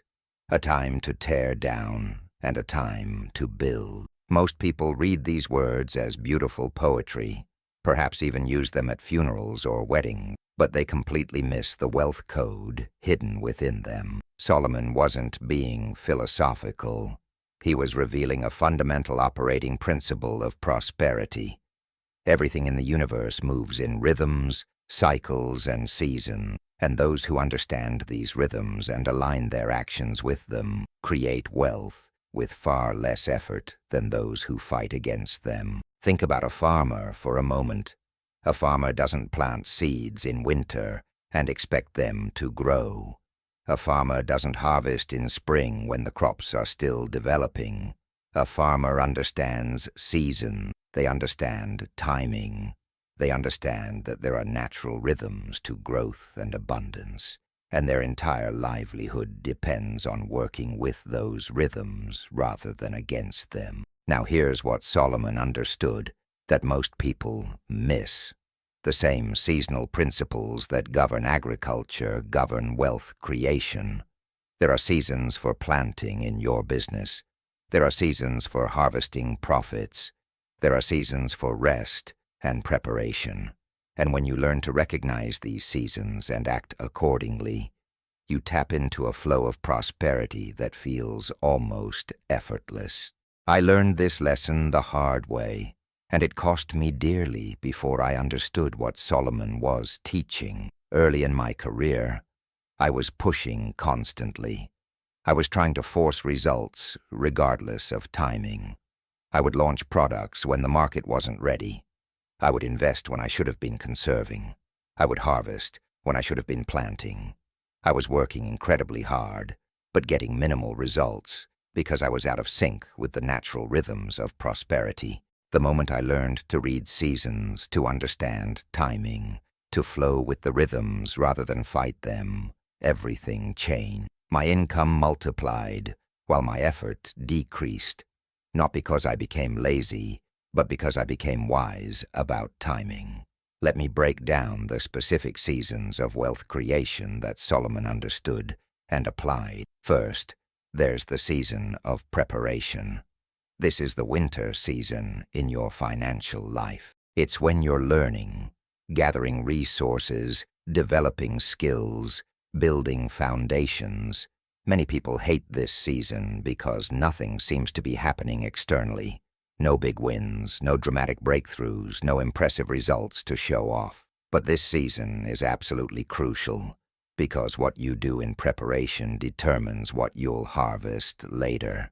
Solomon spent years preparing before his wealth multiplied. He studied wisdom. He built relationships. He developed systems. He wasn't wasting time. He was investing in the invisible work that would make the visible success inevitable. I know a woman who spent 3 years in preparation season. She was learning digital marketing, building her skills, creating content that nobody saw, and it felt like nothing was working. Her friends were making money in other ventures, and she felt left behind. But she trusted the season. She kept preparing, kept learning, kept building. Then suddenly, everything shifted. Her content went viral. Clients started appearing. Revenue exploded. Within 6 months, she made more money than she had in the previous 3 years combined. The harvest was proportional to the preparation. This is Solomon's principle in action. The second season is planting. This is spring in your financial cycle. It's when you take the preparation and put it into action. You launch the business. You make the investment. You start the project. You put your ideas into the world. This season requires courage because you're putting resources at risk with no guarantee of return. You're working hard with no immediate payoff. Seeds don't produce fruit the day you plant them. But without planting, there can be no harvest. Solomon understood this completely. He invested in ships before they brought back treasures. He committed resources to the temple before it generated reverence and tribute. He planted consistently, understanding that every seed has a season of growth before it produces fruit. Here's where most people sabotage themselves. They plant and then immediately start digging up the seeds to see if they're growing. They launch a business and expect immediate profits. They start investing and panic if they don't see returns within weeks. They plant seeds of effort and become discouraged when instant abundance doesn't appear. Solomon had patience rooted in understanding. He knew that there's a season of growth between planting and harvesting, and during that season, the most important thing you can do is protect your seeds, water them consistently, and trust the process.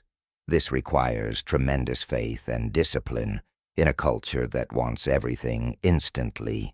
I planted seeds in my business for 18 months before I saw significant growth.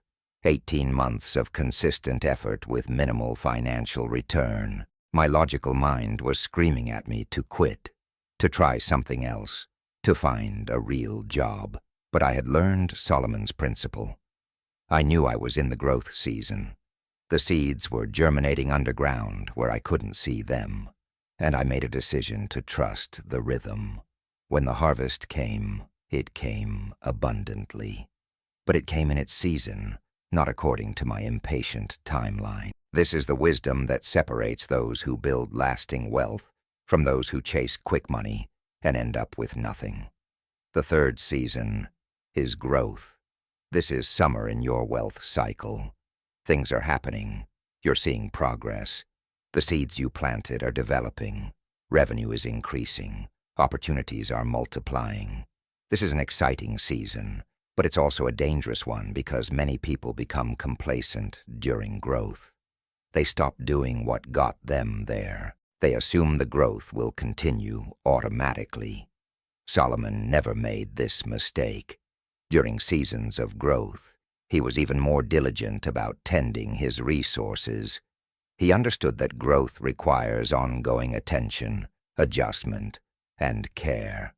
You can't just plant seeds and walk away. You have to remove weeds, provide water, protect from pests. In business terms, you have to refine your systems, serve your customers excellently, eliminate what's not working, and amplify what is. The fourth season is harvest.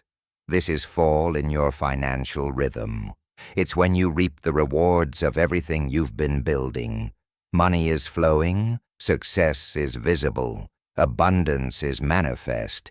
This is the season everyone wants. But here's what's crucial. You cannot live in harvest season permanently. Many people try to. They keep harvesting, taking, extracting, without returning to seasons of planting and growth. And eventually the harvest runs out. Solomon was brilliant about this. During harvest seasons, he would already be planning the next planting season. He would set aside seeds for future growth. He would reinvest portions of the harvest. He understood that sustainable wealth requires cycling through all the seasons continuously, not trying to stay in one season forever.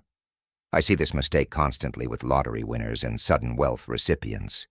They enter harvest season without having gone through preparation, planting, and growth. They have abundance, but no wisdom about rhythms and seasons, so they harvest continuously, spending and enjoying without planting for the future. And within a few years, the harvest is gone, and they're back to poverty. Compare that to someone who builds wealth through understanding season. They know that harvest seasons are temporary. They enjoy them fully, but also prepare and plant for the next cycle. This is how generational wealth is created. Now here's where Solomon's wisdom gets even more sophisticated. There are also micro-seasons within each day and each week. He understood that there are optimal times for different types of activities. Modern science has validated this through research on ultradian rhythms, circadian rhythms, and peak performance timing. Your brain has times during the day when it's optimal for creative thinking, and times when it's better for routine tasks. Your body has times when energy is high and times when rest is needed. Your market has times when buying interest is high and times when it's low. Solomon aligned his activities with these rhythms, and it multiplied his effectiveness exponentially. Let me give you a practical example from my own life. I discovered that my most creative and strategic thinking happens in the early morning. roughly between 6 and 10. That's when I can solve complex problems, develop new ideas, and create high-value content. In the afternoon, my energy is better suited for meetings, communication, and implementation tasks. In the evening, my brain needs rest and recovery. Once I structured my days around these natural rhythms instead of fighting them, my productivity doubled, while my working hours decreased. I was flowing with my internal seasons rather than forcing myself to do the wrong activities at the wrong time. Solomon also understood collective seasons, times when entire cultures or markets move through cycles. There are economic seasons of expansion and contraction. There are cultural seasons where certain values or products are in high demand. There are technological seasons where new innovations create massive opportunities. Those who recognize these larger seasons and position themselves accordingly create extraordinary wealth. Solomon lived during a time of peace and expansion, and he leveraged that season brilliantly. He didn't try to build an army during a peace season. He built trade networks, infrastructure, and cultural monuments. He read the collective season and aligned his activities with it. Today, we're living in a technological revolution season. This is creating unprecedented opportunities for wealth creation, but only for those who recognize the season and act accordingly. Those who are still operating with industrial age thinking are struggling because they're out of sync with the current season. This doesn't mean you have to become a tech entrepreneur, but it does mean you need to recognize the rhythms of our current era and find ways to align with them rather than resist them. Solomon would absolutely be leveraging digital technologies if he were alive today, because he understood the principle of recognizing and riding the waves of collective seasons.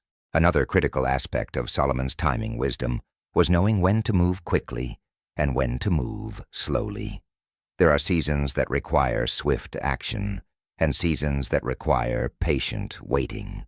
The book of Ecclesiastes, attributed to Solomon, says, "There's a time to be silent and a time to speak, a time to embrace and a time to refrain." This applies directly to wealth creation. There are times when you need to move fast on an opportunity before it disappears. There are times when you need to wait patiently even though others are rushing. Most people get this backward. They hesitate when they should act quickly, and they rush when they should wait. This misalignment with timing costs them enormously. I remember a real estate opportunity that came to me several years ago. Every logical factor said to wait. The market seemed high. Conventional wisdom suggested caution. But something deeper, an intuitive sense of timing that I'd developed from studying Solomon's principles, told me this was a now or never moment. I moved quickly, secured the property, and within 2 years it had tripled in value. The people who waited for a better time missed the entire wave. Conversely, I've had times when exciting opportunities appeared, but the timing felt off. Despite external pressure to act, I waited, and in every case, waiting proved to be the wise choice, because circumstances shifted that would have made those opportunities disasters if I'd jumped in prematurely. This is where we need to talk about the difference between divine timing and human impatience. Our culture trains us to want everything now, immediately, instantly. But Solomon understood that the universe operates on rhythms that don't care about human impatience. A tree takes years to grow to full maturity. A child takes months to develop in the womb. Mastery of any skill takes thousands of hours. These are non-negotiable rhythms built into the fabric of reality. When you fight against them, when you try to force results before their time, you create stress, mistakes, and often failure. But when you align with them, when you work with the rhythms rather than against them, creation feels natural and results feel inevitable. Here's a practice that transformed my relationship with timing. I started paying attention to resistance versus flow. When I'm trying to force something to happen and everything feels hard, that's usually a sign I'm out of sync with the season. But when things click into place easily, when synchronicities appear, when doors open naturally, that's a sign I'm aligned with the rhythm. Solomon had this sensitivity. He could feel when the timing was right for action and when it was right for patience. You can develop this same sensitivity by paying attention to the subtle signals that your intuition and your circumstances are giving you. Now let's address something important. The season you're in right now. You might be in preparation season, and if so, don't despise it. Use it fully. Learn everything you can. Build skills. Develop character. Gather resources. Make connections. This season is setting you up for massive success later. You might be in planting season, and if so, don't get discouraged by the lack of visible results. Keep planting. Keep taking action. Keep putting your gifts into the world. The harvest is coming, but it comes in its season, not on your preferred schedule. You might be in growth season, and if so, stay diligent. Don't become complacent. Tend what's growing. Eliminate what's draining resources. Optimize and refine. You might be in harvest season, and if so, celebrate it fully, but also be wise. Enjoy the abundance, but also reinvest in the next cycle. Set aside seeds for future planting. The biggest mistake I see people make is comparing their season to someone else's season. You're in planting season, working hard with little visible result, and you see someone in harvest season, reaping abundant rewards, and you feel discouraged. But you don't see the years they spent in preparation and planting. You don't see the seasons they went through to get to harvest. Solomon never compared his seasons to others. He stayed focused on his own rhythm, his own timing, his own cycle. This is crucial for your peace of mind and your prosperity. Honor your season. Work it fully. Trust that if you're faithful in this season, the next season will come at exactly the right time. Solomon also understood something about the season of rest. He wrote, "In vain you rise early and stay up late, toiling for food to eat, for he grants sleep to those he loves." Rest isn't laziness. Rest is a season that restores, integrates, and prepares you for the next cycle of action. In our hustle-obsessed culture, rest is often seen as weakness or lack of ambition. But Solomon knew that rest is part of the rhythm of prosperity. Fields need to lie fallow to restore nutrients.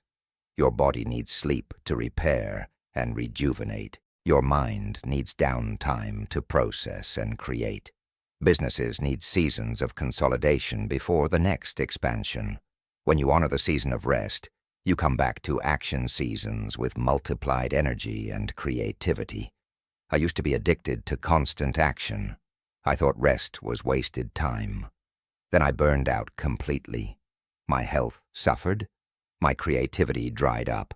My income actually decreased despite working more hours. I had violated the principle of rhythms and seasons. When I finally learned to honor rest as a sacred season, everything transformed. My health restored. My creativity exploded. My income increased while my working hours decreased. I was finally working with the natural rhythms instead of fighting them. This is Solomon's wisdom applied. Let me give you a specific framework for recognizing what season you're in. First, look at your energy levels. Preparation and planting seasons often feel like you're giving more than you're receiving. Growth and harvest seasons feel more balanced or even abundant. Second, look at your results. If you're working hard but seeing minimal external results, you're likely in preparation or planting.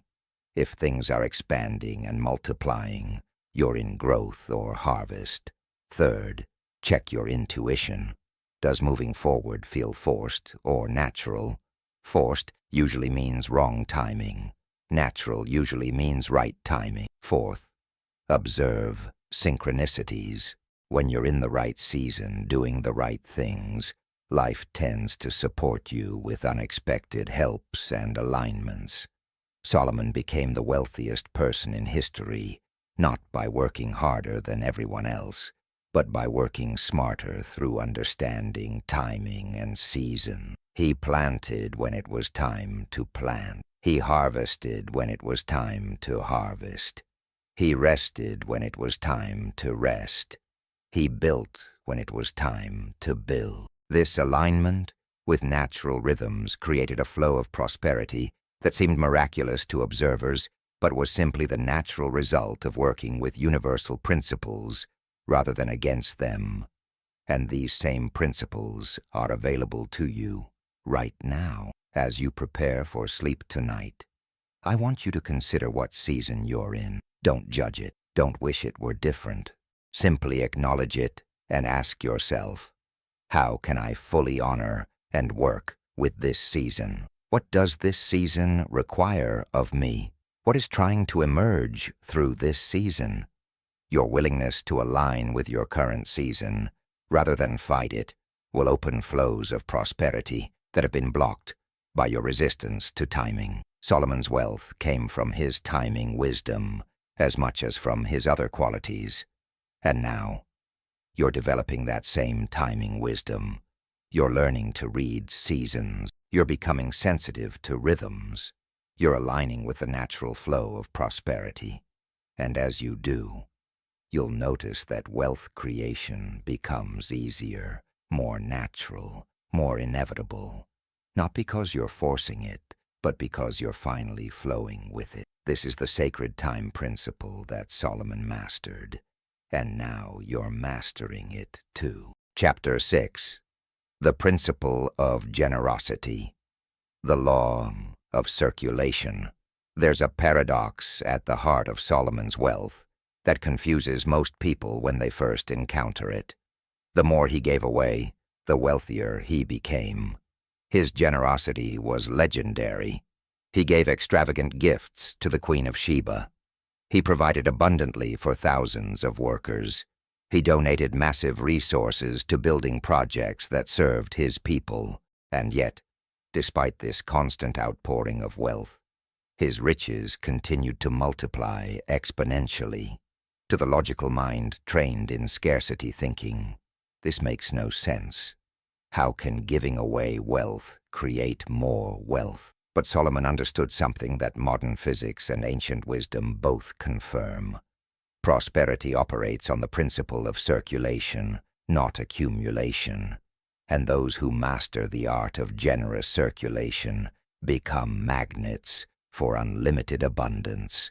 Let me be absolutely clear about something from the start. I'm not talking about giving because you should, or because it's moral, or because some religious authority told you to.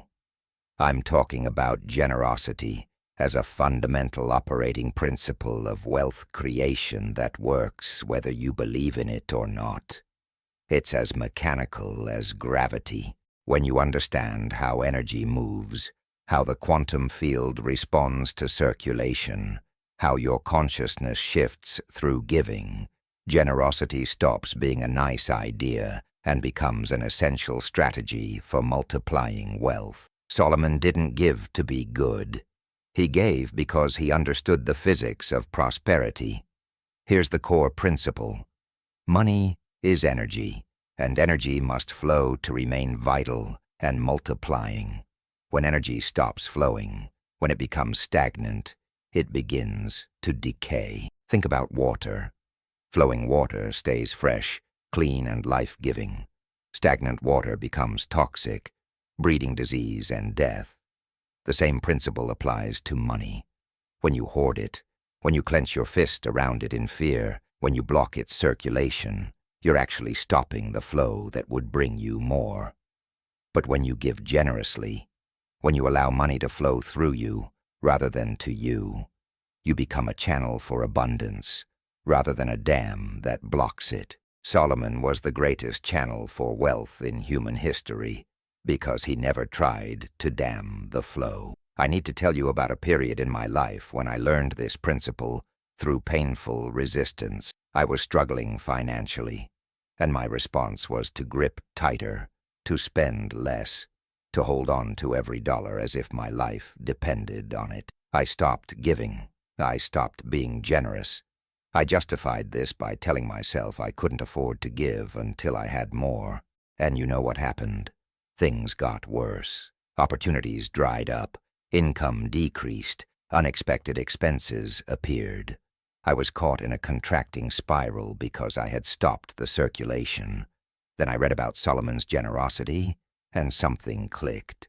I made a decision that felt terrifying at the time. I would start giving again, even though I felt I couldn't afford it. I committed to giving a percentage of whatever income came to me, no matter how small, and within weeks, everything shifted. Money started flowing again. Opportunities appeared. Income increased. I had reopened the channel by resuming circulation. Now let's understand the mechanics of why this works. When you give from a place of genuine generosity, not from obligation or manipulation, but from authentic abundance consciousness, you're sending a powerful message to your subconscious mind. You're declaring through action that you trust in abundance. You're demonstrating that you're not operating from scarcity. Your subconscious receives this message and begins to shift your entire operating system from lack to abundance. And because your subconscious mind controls your perceptions, decisions, and behavior, this shift creates massive changes in your external reality. There's also a quantum field component to this. The field is constantly reading your vibration, your frequency, your state of being. When you give, especially when giving feels like a stretch, you're broadcasting the frequency of abundance. You're declaring to the universe, I have more than enough. I am a source of flow. And the universe, operating according to the law of resonance, responds by sending you circumstances that match that frequency. You cannot broadcast scarcity and receive abundance. You cannot vibrate at the frequency of hoarding and attract flow. But when you vibrate at the frequency of generosity, the field has no choice but to bring you experiences of receiving abundance. Solomon wrote, "Cast your bread upon the waters, for after many days you will find it again. Give portions to 7, yes, to 8, for you do not know what disaster may come upon the land." This isn't just nice advice. This is a wealth code. When you cast your bread on the waters, when you give without knowing exactly how it will return, you're activating the principle of circulation, and the return always comes, often multiplied, though rarely from the same direction as you're giving. You give to one person, and abundance comes from another source entirely. You give in one area of life, and prosperity appears in a different area. This is how the circulation principle works. It's not transactional, it's transformational. Let me tell you about a businessman I worked with who was stuck at a certain income level for years. He was skilled, hard-working, strategic, but he couldn't break through to the next level. When I asked about his giving habits, he admitted he gave almost nothing. He was so focused on accumulating that he'd stopped circulating. I challenged him to start giving 10% of his income consistently for 6 months. He was terrified, convinced it would set him back financially, but he committed. Within 3 months, his business received its largest contract ever, more than 10 times what he'd given away. Within 6 months, his annual income had doubled. The circulation principle had activated abundance that was always available, but blocked by his hoarding consciousness. Here's something critical to understand. The amount you give isn't as important as the consciousness from which you give. Solomon gave massive amounts, but he gave from abundance, consciousness. He never gave from obligation, resentment, or fear. He gave joyfully because he understood that giving was part of the flow that kept wealth circulating through his life. You could give large amounts from a consciousness of sacrifice and create no abundance because your vibration is lack, not flow. Or you could give small amounts from a consciousness of joy and abundance and activate powerful circulation because your vibration matches prosperity. It's not the size of the gift, it's the state of being from which the gift comes. This is why Solomon could give away what would be millions in today's currency and still become wealthier. He wasn't depleting himself, he was circulating. Every gift was a declaration of abundance. Every act of generosity was a frequency broadcast that said, "I am connected to unlimited supply." And the universe responded by ensuring that his supply remained unlimited.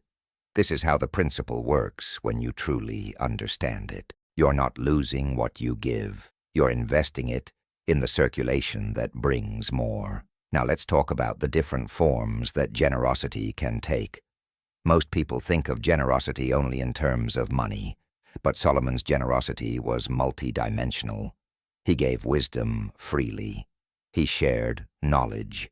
He created beauty that others could enjoy. He built infrastructure that served his people.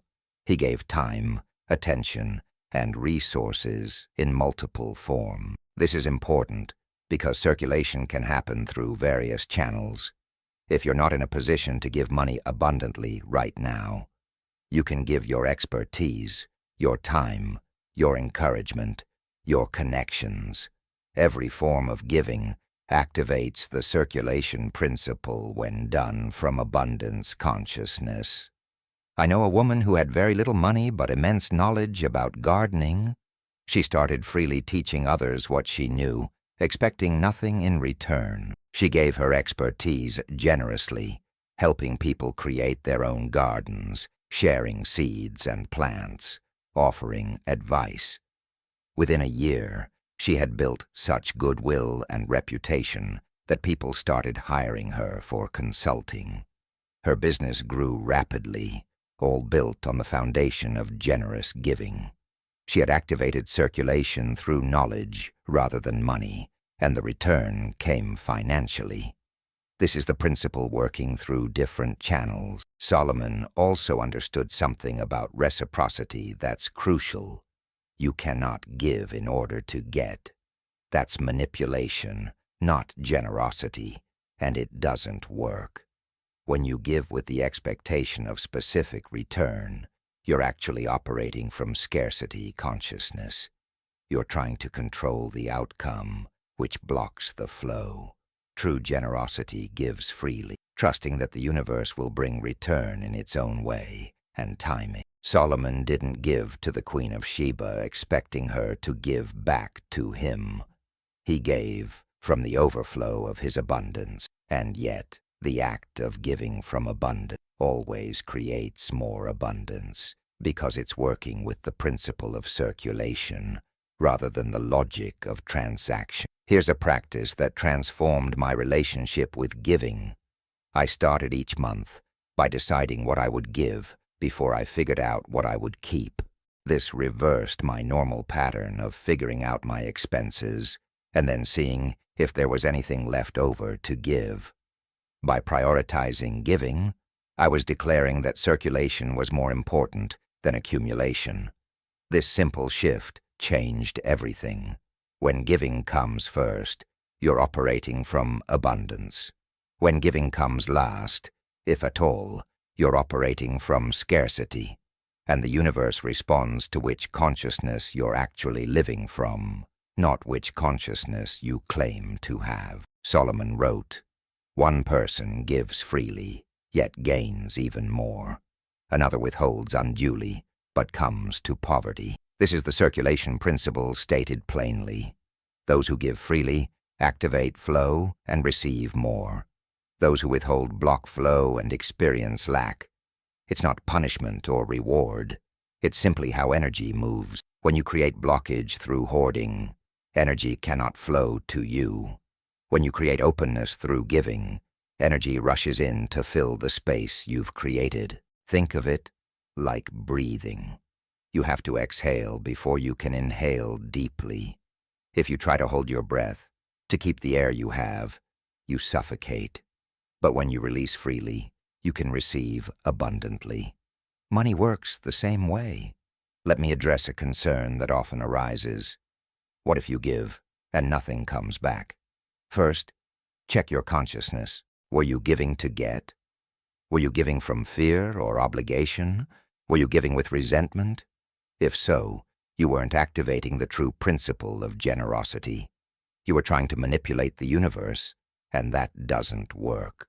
Second, understand that return doesn't always come immediately or from the expected source.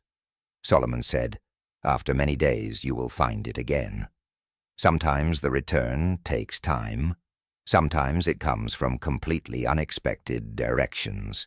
Your job isn't to control how it returns. Your job is to maintain the consciousness of generous circulation and trust the process. I gave to someone once who never acknowledged it, never reciprocated, never seemed grateful. My ego wanted to feel angry, to decide that giving didn't work. But I caught myself. I had given from genuine generosity, not to receive gratitude or specific return. And you know what? Within 2 weeks of that gift, I received an unexpected opportunity worth 10 times what I'd given, from a completely different source. The universe had responded to my generous frequency, but not through the channel I expected. This is why trust is essential. You have to trust that the circulation principle works, even when you can't see the immediate connection. Solomon's generosity also extended to how he treated people. He was generous with his time, his attention, his wisdom. He didn't hoard his knowledge or guard his insights jealously.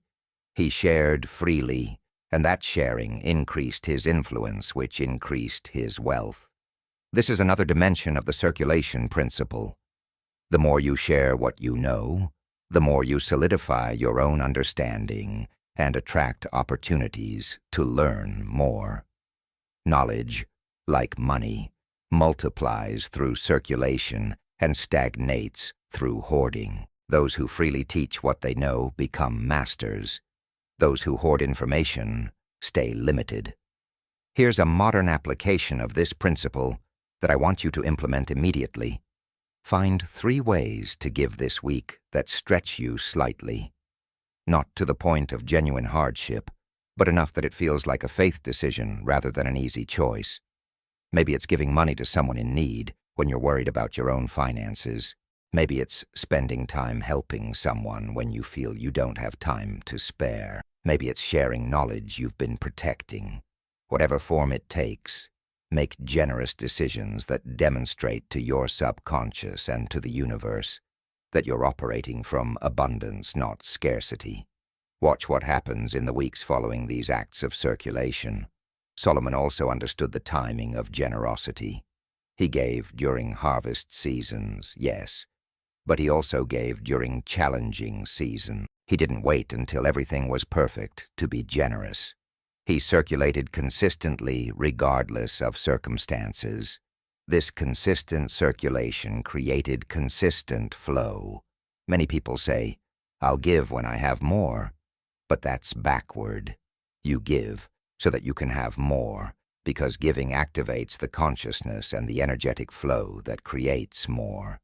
Waiting to give until you feel abundant is like waiting to feel happy before you smile. The action creates the state, not the other way around. Let me tell you about a practice Solomon used that completely changed how I think about money. He would bless what he gave. When he gave gifts, he would speak blessing over them. When he paid his workers, he would acknowledge the value they provided. When he invested resources, he would declare prosperity over the investment. This practice of blessing what goes out amplifies the circulation principle because you're sending positive energy with the money. You're not reluctantly releasing it. You're joyfully circulating it. And that joy, that blessing, that positive energy comes back to you multiplied. Compare this to how most people pay bills. They complain, they resent, they begrudge every dollar that goes out. And what are they doing energetically? They're cursing the flow. They're sending negative energy with their money. And that negative energy creates resistance that blocks more flow from coming in. I started blessing every bill I paid, speaking words like, "I'm grateful for the electricity that serves my home. I bless this payment and the people who provide this service." It felt strange at first, but it completely shifted my relationship with money going out. And as that relationship shifted, my relationship with money coming in transformed as well. Solomon's principle of generosity also included investing in people. He didn't just give handouts. He created opportunities. He built systems that allowed people to prosper. He invested in infrastructure that served community. This is advanced generosity, giving in ways that multiply and create lasting impact. When you give a man a fish, you feed him for a day. When you teach him to fish, you feed him for a lifetime. When you help him create a fishing business, you transform his entire reality. Solomon thought in these multiplicative terms, and it's why his wealth creation was sustainable and generational rather than temporary. As this chapter comes to a close, I want you to feel something shifting in your relationship with giving and receiving. The old consciousness that saw them as separate, that believed giving meant losing, that operated from scarcity, is dissolving. A new consciousness is emerging, one that understands circulation, that sees giving and receiving as two parts of the same flow, that operates from abundance. Solomon embodied this consciousness completely, and it made him the wealthiest person in history. Now you're beginning to embody it as well. As you drift into sleep tonight, your subconscious is integrating this principle of circulation. You're becoming someone who gives freely and receives abundantly. You're opening yourself to the flow of prosperity that comes through generosity. And as you embody this consciousness more fully, you'll witness money, opportunities, and blessings flowing to you from directions you couldn't have predicted, all because you learned to circulate rather than accumulate, to give rather than hoard, to flow rather than block. This is Solomon's generosity code, and now it's yours. Chapter 7. Building Your Inner Temple, the Architecture of the Wealthy Mind. Solomon's greatest achievement wasn't his palace, magnificent as it was. It wasn't his throne of ivory and gold. It wasn't even his legendary temple, considered one of the wonders of the ancient world. His greatest achievement was the invisible structure he built within his own consciousness, the mental architecture that made everything else possible. Before Solomon constructed anything in the physical world, he had already built it completely in his mind. He understood something that modern neuroscience is only now confirming. Your external reality is always a reflection of your internal structure. If you want to build lasting wealth in the world, you must first build an unshakable foundation in your mind. You must become the architect of your own consciousness and construct an inner temple worthy of housing unlimited abundance. Think about Solomon's physical temple for a moment. It took 7 years to build. Every detail was planned with precision. The foundation was laid with massive stones that would support the entire structure. The walls were built with the finest materials. Every measurement was exact. Nothing was left to chance. Solomon understood that a great building requires great preparation, solid foundations, and careful construction, and he applied these same principles to building his inner world, his consciousness, his mental and emotional structure. He knew that you cannot build lasting external wealth on a foundation of limiting beliefs, chaotic thoughts, and unstable emotions. You must first create internal stability, clarity, and strength. Here's what most people miss about wealth creation. They're trying to build mansions on foundations of sand. They want millions in the bank, but their self-worth is shaky. They desire financial freedom, but their beliefs about money are riddled with contradictions and limitation. They pursue success, but their emotional foundation is unstable, constantly swinging between hope and fear. And then they wonder why wealth doesn't stick, why every time they make progress they somehow sabotage it, why abundance seems to slip through their fingers no matter how hard they work. The problem isn't their strategy or their effort. The problem is their foundation. They're trying to build external wealth without first building internal structure. I learned this lesson through painful experience. Early in my journey, I had a breakthrough that brought significant money into my life. More money than I'd ever had at one time. And within 6 months, it was gone. All of it. I made terrible decisions. I attracted circumstances that drained the money away. I couldn't hold what I'd received because I hadn't built the internal structure to sustain it. My external circumstances had temporarily exceeded my internal architecture, and reality corrected itself by collapsing back to match my actual consciousness. That devastation became my greatest teacher because it showed me clearly. You cannot sustain externally what you haven't built internally. I had to go back to the foundation and rebuild my entire mental structure before lasting wealth could manifest. So what does it mean to build your inner temple? What is the architecture of a wealthy mind? Let's start with the foundation, because everything else depends on this. The foundation of Solomon's inner temple was self-worth. Not arrogance or ego, but deep, unshakable knowing of his own value. He didn't question whether he deserved abundance. He didn't wonder if he was worthy of wealth. His worth was a settled matter in his consciousness.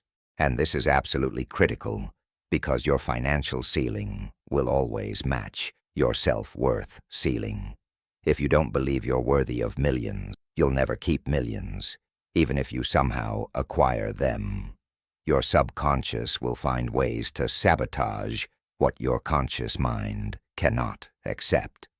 Let me ask you directly, do you genuinely believe you're worthy of unlimited abundance? Not, yes, but. Not, I should be.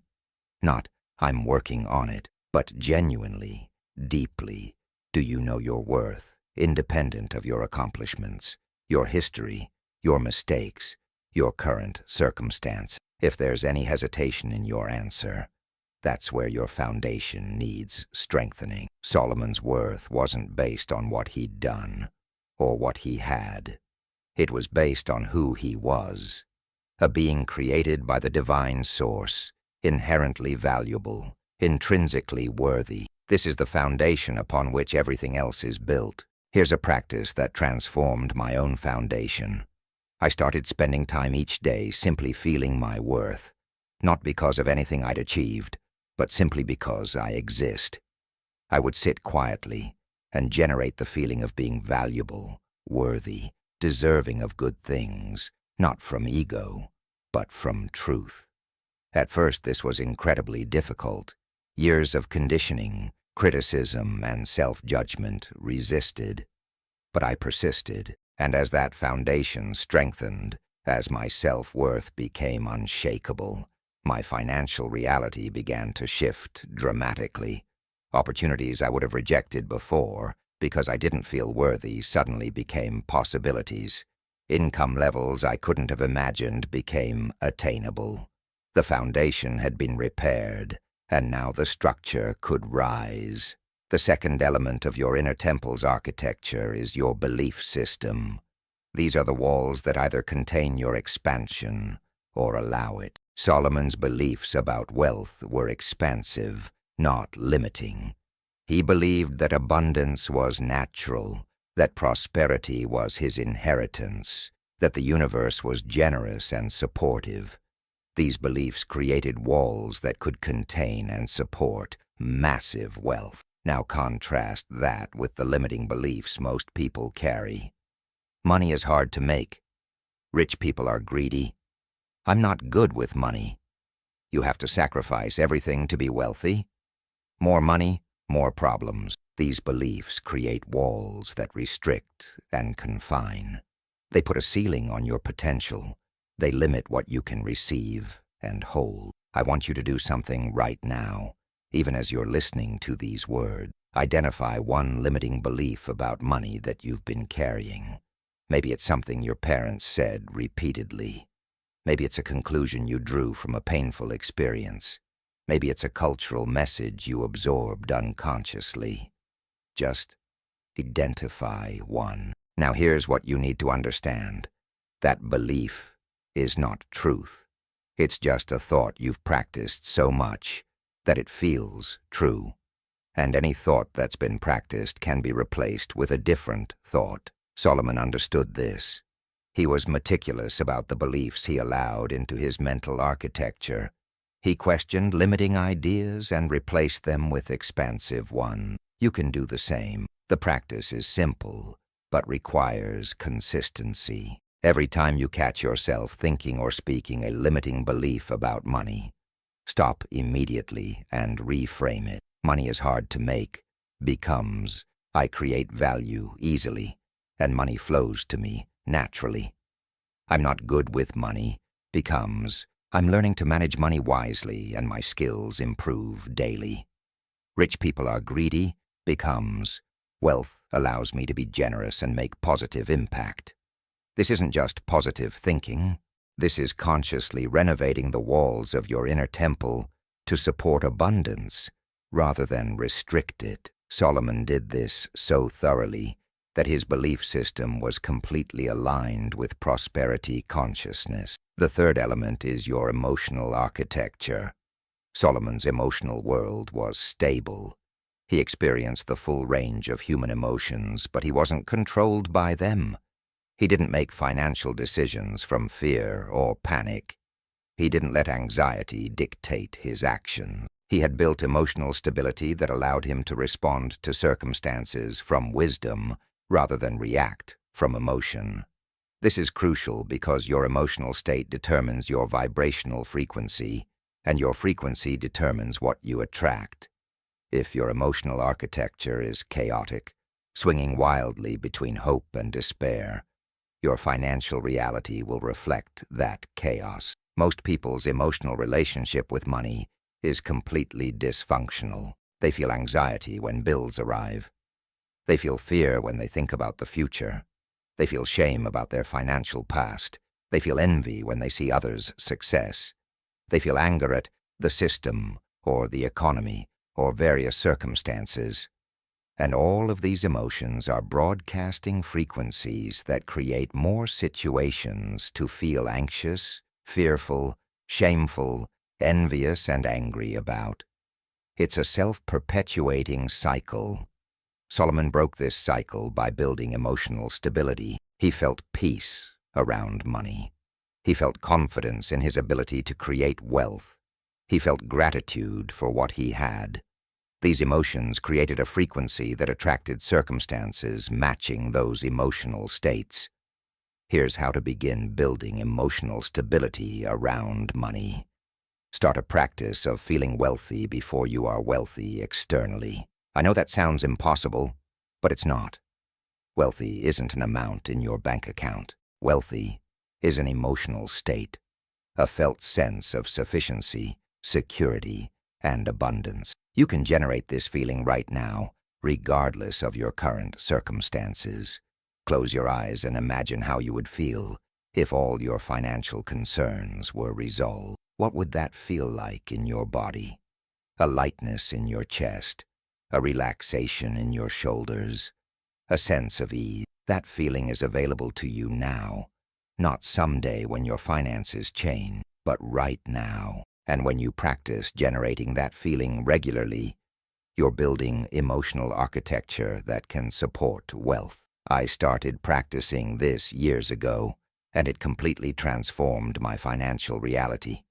Every morning I would spend 10 minutes generating the feeling of financial security and abundance, even when my bank account said otherwise. I would feel into the emotional state of someone who never worries about money, who trusts completely in their ability to create wealth, who feels grateful for their prosperity. At first, my logical mind screamed that I was delusional, that I was denying reality. But I wasn't denying reality. I was creating new reality by building new emotional architecture. And within months, my external circumstances began matching my internal emotional state. The practice had restructured my frequency, and the field responded accordingly. The fourth element of your inner temple is your thought architecture, the patterns of thinking that run automatically in your consciousness. Solomon's thought patterns were disciplined and purposeful. He didn't allow his mind to run wild with worry, doubt, or negativity. He directed his thoughts deliberately toward wisdom, possibility, and solution. Modern neuroscience calls this metacognition, the ability to observe and direct your own thinking. Most people are enslaved by their thoughts. Solomon mastered his thoughts, and this mastery created mental architecture that supported wealth creation rather than sabotaged it. Your thoughts are creating neural pathways in your brain right now. Every thought you think repeatedly strengthens certain connections and weakens others. If you constantly think thoughts of lack, struggle, and limitation, you're building neural highways that make those thoughts automatic and make opposite thoughts difficult. But if you consciously choose thoughts of abundance, possibility, and sufficiency, you're building new neural pathways that make prosperity thinking natural and automatic. Solomon understood this intuitively. Today we have brain scans that prove it. The question is, what neural architecture are you building with your daily thoughts? Here's a powerful practice for renovating your thought architecture. Implement what I call thought replacement therapy. For the next 30 days, become vigilant about your thoughts regarding money. Every time you catch yourself thinking a lack-based thought, immediately replace it with an abundance-based thought, not as a way to deny problems, but as a way to redirect your mental energy toward solutions and possibilities. I don't have enough. Become, I'm open to creative ways to receive what I need. This is impossible. Becomes, I'm discovering solutions I haven't seen yet. I always struggle with money. Becomes, I'm learning new ways to create and manage wealth. Consistent practice of thought replacement literally rewires your brain. You're not just thinking differently. You're becoming someone who thinks differently automatically. The fifth element is your vision architecture, the mental pictures and images you hold about your future. Solomon was a master of vision. He could see the temple completely before a single stone was laid. He could envision his wealth, his kingdom, his legacy with crystal clarity, and that vision acted as a blueprint that guided every decision and action. Your vision is either clear or cloudy, expansive or limited, inspiring or uninspiring, and the clarity and power of your vision directly affects your ability to manifest wealth. If you can't see yourself wealthy, if you can't create detailed mental pictures of your abundant future, you're building in the dark without blueprints. Solomon never built in the dark. I want you to invest time in building vision architecture, not just vague wishes like, I want to be rich, but specific, detailed, sensory-rich visions of your wealthy life. What does your home look like? What does your day feel like? What work are you doing? How are you contributing? What experiences are you having? Who are you with? Make it so detailed that it feels real. Solomon could walk through his temple in his mind before construction began. You should be able to walk through your wealthy life in your mind before it manifests physically. This isn't fantasy. This is architecture.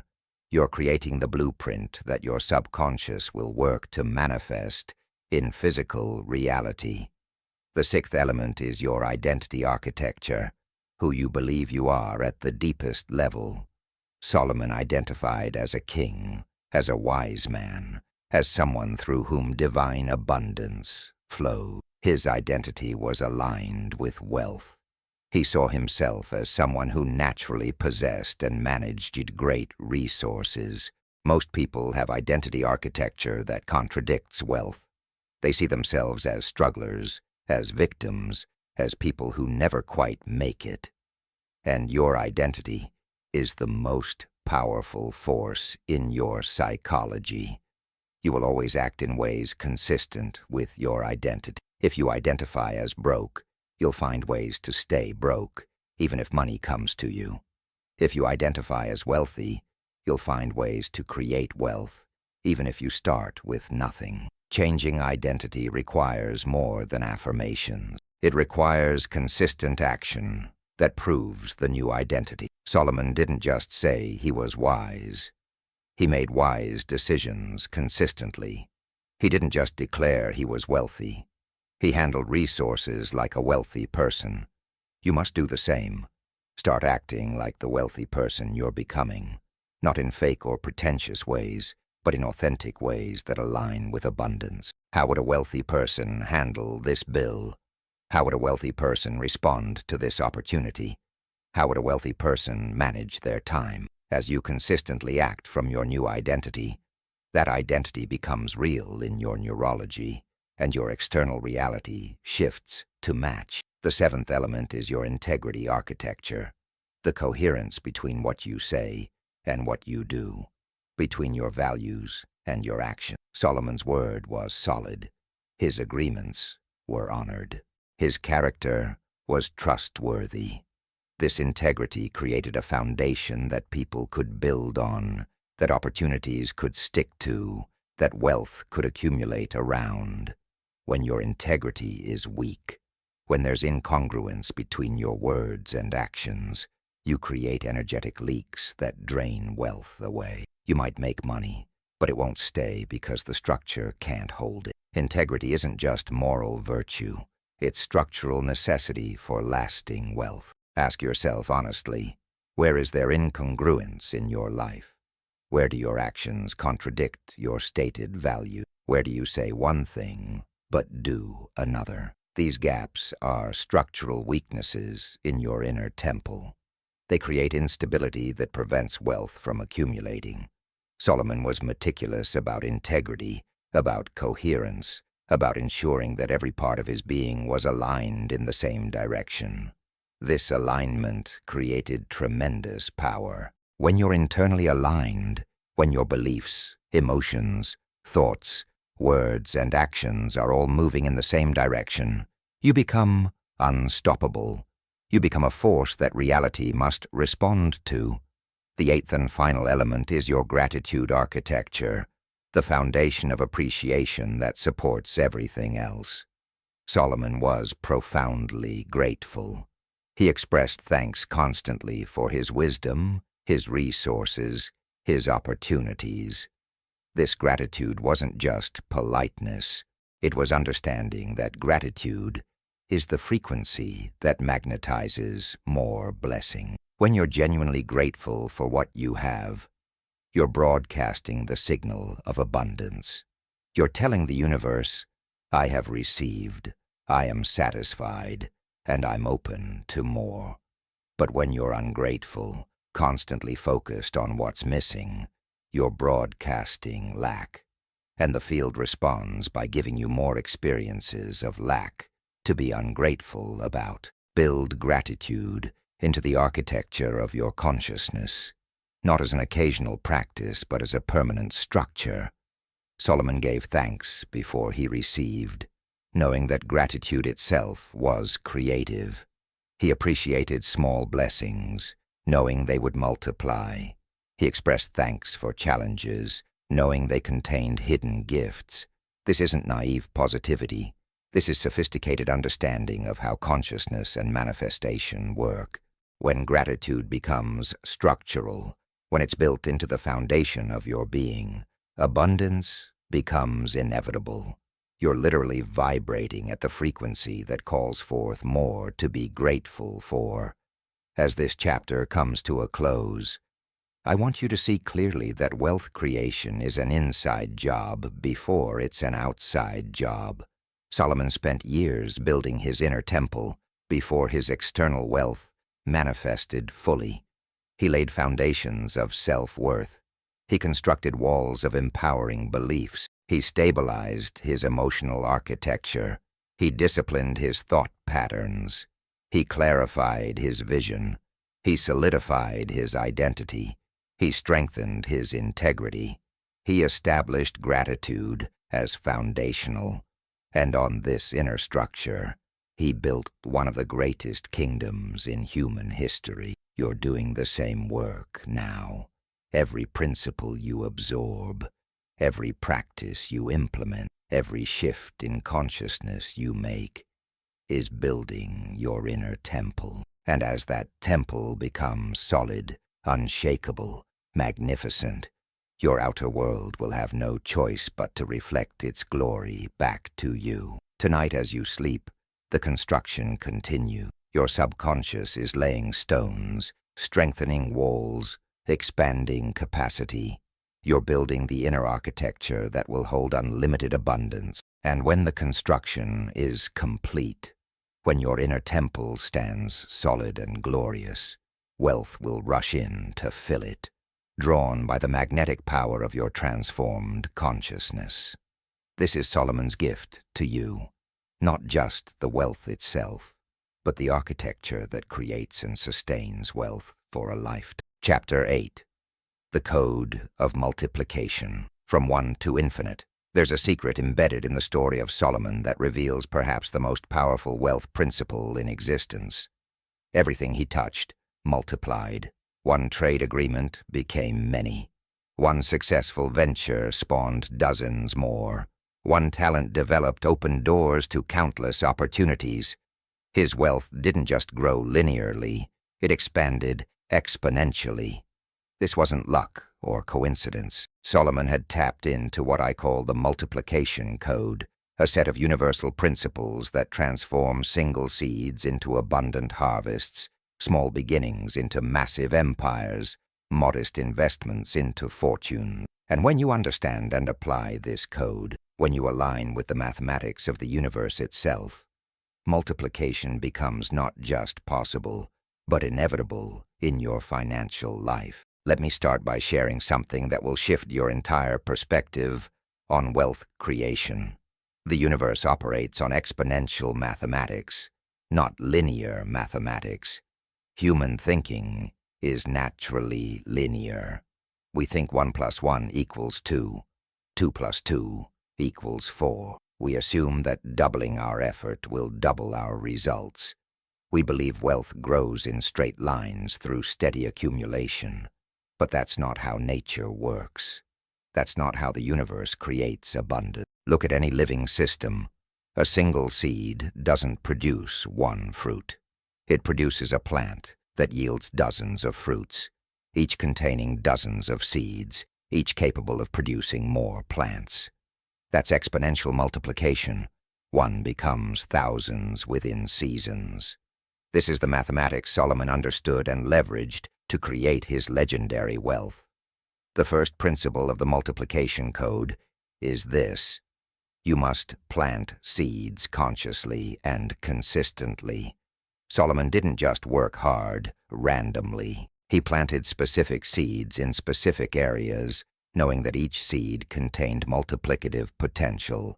A seed is any investment of time, energy, money, or attention that has the potential to reproduce and multiply. When you learn a new skill, you're planting a seed. When you build a relationship, you're planting a seed. When you create value for someone, you're planting a seed. When you invest money wisely, you're planting a seed. Solomon was a prolific seed planter. He didn't put all his eggs in one basket. He diversified his planting, knowing that multiple seeds in multiple fields would create multiple harvests that would eventually compound into extraordinary abundance. I learned this principle through a mentor who challenged me to identify 10 different ways I could plant seeds in my financial life. Not 10 ways to make money directly, but 10 ways to plant seeds that would eventually multiply into income. I started writing content online, not for immediate payment, but as seeds. I started building relationships with people in my industry, not for immediate benefit, but as seeds. I started developing skills that weren't immediately monetizable, but would be valuable later. For months, I saw no return. I was planting without harvesting, and it was uncomfortable. But then the multiplication began. That content attracted clients I never could have reached otherwise. Those relationships opened doors to opportunities I couldn't have created alone. Those skills became the foundation for income streams I hadn't imagined. 1 seed became 10 returns. 10 seeds became hundreds of returns. That's the multiplication code in action.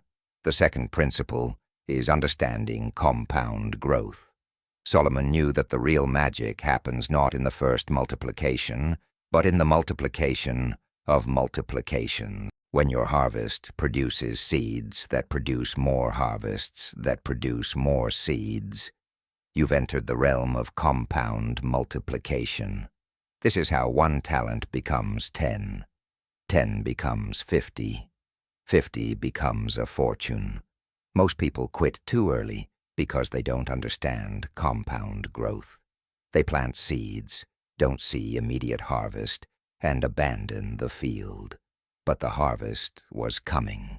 The multiplication was happening underground, invisible but real. Solomon had the patience to let his seeds mature, and the wisdom to replant portions of each harvest to create the next multiplication cycle. Let me give you a concrete example from my own experience.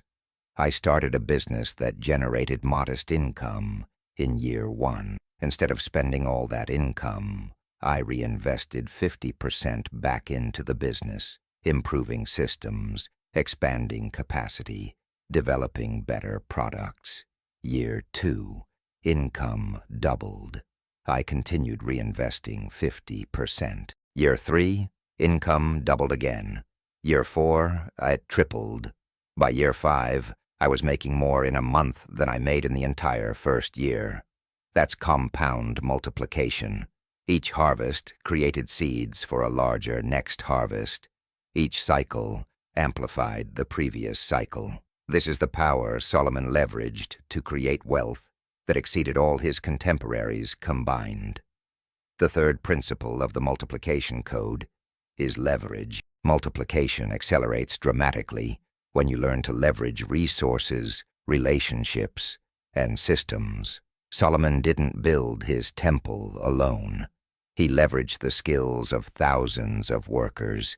He didn't trade personally with every nation. He leveraged trade networks and partnerships. He didn't manage every detail of his kingdom. He leveraged capable administrators.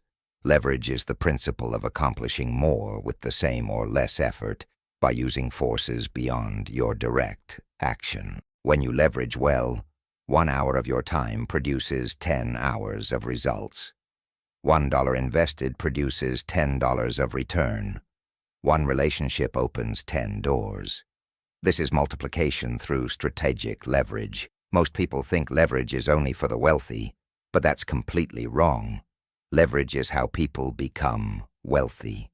You have leverage available to you right now. Technology is leverage. When you create content online, it can reach millions without additional effort from you. That's leverage. Relationships are leverage. When you help someone and they introduce you to their network, you've leveraged 1 relationship into many. Systems are leverage. When you create a process that can run without your constant attention, you've leveraged your time. Knowledge is leverage. When you learn something that solves problems for others, you can apply that knowledge repeatedly. Solomon understood every form of leverage available in his time and maximized them all. You must do the same with the leverage available in your time. I know someone who was working a regular job, earning a fixed income, feeling trapped in linear growth. They started creating online courses, teaching their expertise. The first course took months to create and sold to only a handful of people. But here's where multiplication through leverage happened. That course could be sold repeatedly without additional work. While they slept, people bought it. While they worked their day job, people bought it. While they created the next course, people bought the first one. One effort multiplied into ongoing returns. Within 2 years, their course income exceeded their job income. Within 3 years, they had multiple courses creating multiple streams of passive income. That's the multiplication code activated through leverage. The fourth principle is the power of focus and specialization. Solomon was wise about many things, but he specialized in specific areas where he could create maximum multiplication. He focused on trade, on building, on wisdom that solved problems for others. He didn't scatter his attention across infinite possibilities. He went deep in specific domains where his efforts would multiply most effectively.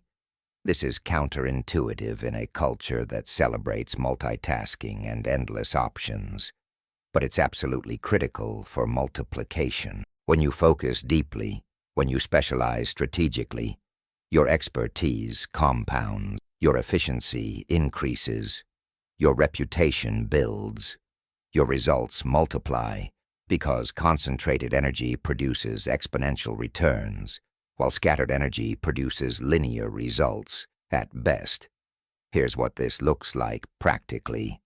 Instead of trying to make money in 10 different ways, identify the 1 or 2 ways that have the highest multiplication potential for you personally. Where do your unique gifts meet market needs? Where can you create value that compounds? Where do you have natural advantages or acquired expertise? Pour your energy there.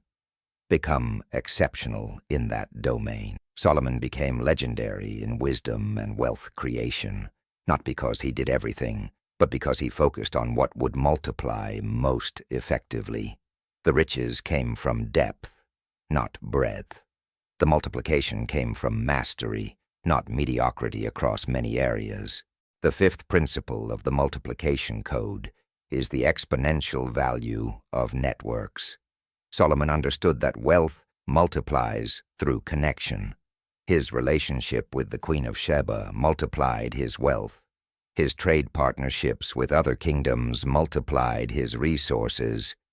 His network of skilled workers multiplied his capabilities. Every meaningful connection contains multiplication potential because people know people, and opportunities flow through networks. When you help one person and they tell others, your impact multiplies. When you partner with the right people, your reach multiplies. When you build genuine relationships, your opportunities multiply. Solomon was a master networker, not in the shallow modern sense of collecting contacts, but in the ancient sense of creating real value in relationships that naturally multiplied benefits for everyone involved. I've witnessed this multiplication through networks repeatedly. Years ago, I helped someone solve a problem without expecting anything in return. That person mentioned me to a colleague. That colleague hired me for a project. That project led to meeting someone else who became a long-term client. That client introduced me to their network, which generated multiple opportunities. One act of service multiplied into a stream of abundance because of network effects. This is how multiplication works in the social dimension. Your network is not just who you know. Your network is a living system with multiplication potential built into its structure. Solomon cultivated his network strategically, and it became one of his greatest assets for wealth multiplication. The sixth principle is multiplication through systems and automation. Solomon built systems that worked without his direct involvement. He created administrative structures, trade systems, collection systems that multiplied his effectiveness far beyond what he could accomplish personally. In modern terms, this is automation and systematization. When you create a system that produces results without your constant attention, you've created a multiplication machine. Every business owner who has built real wealth has done this. They've created systems that multiply their impact beyond their personal hours and energy. Solomon understood this 3,000 years ago. The principle hasn't changed, only the tools available to implement it. Think about the systems in your life right now. Are you doing everything manually, personally, one transaction at a time? Or are you building systems that multiply your efforts? This could be as simple as creating templates for work you do repeatedly, or as complex as building software that delivers value while you sleep. Every system you create is a multiplication tool. Every process you automate is compound growth in action. I spent 6 months building a system for my business that now runs largely without me. That 6 months of investment has multiplied into years of return. That's the multiplication code applied through systematization. The 7th principle is the multiplication of value creation. Solomon understood something profound. The more value you create for others, the more wealth multiplies back to you. But here's the key. The value must genuinely serve, solve problems, improve lives. When you create real value, when you genuinely make people's lives better, word spreads, reputation builds, demand increases, and wealth multiplies. Shallow value or manipulative value might generate quick money, but it doesn't multiply. It contracts. True value creation has built-in multiplication because satisfied people tell others, come back for more, and create a compounding cycle of demand. Ask yourself honestly, how much genuine value are you creating? Are you just trading time for money? Or are you creating value that multiplies? Are you solving real problems in ways that make people's lives measurably better? Solomon's wisdom created value that people traveled continents to access. His building projects created value that served generations. His trade systems created value for entire regions. This value creation multiplied his wealth because real value always generates returns, and exceptional value generates exponential return. If your wealth isn't multiplying, look first at the value you're creating. Multiply the value, and wealth multiplication follows naturally. The 8th principle is the multiplication through reinvestment.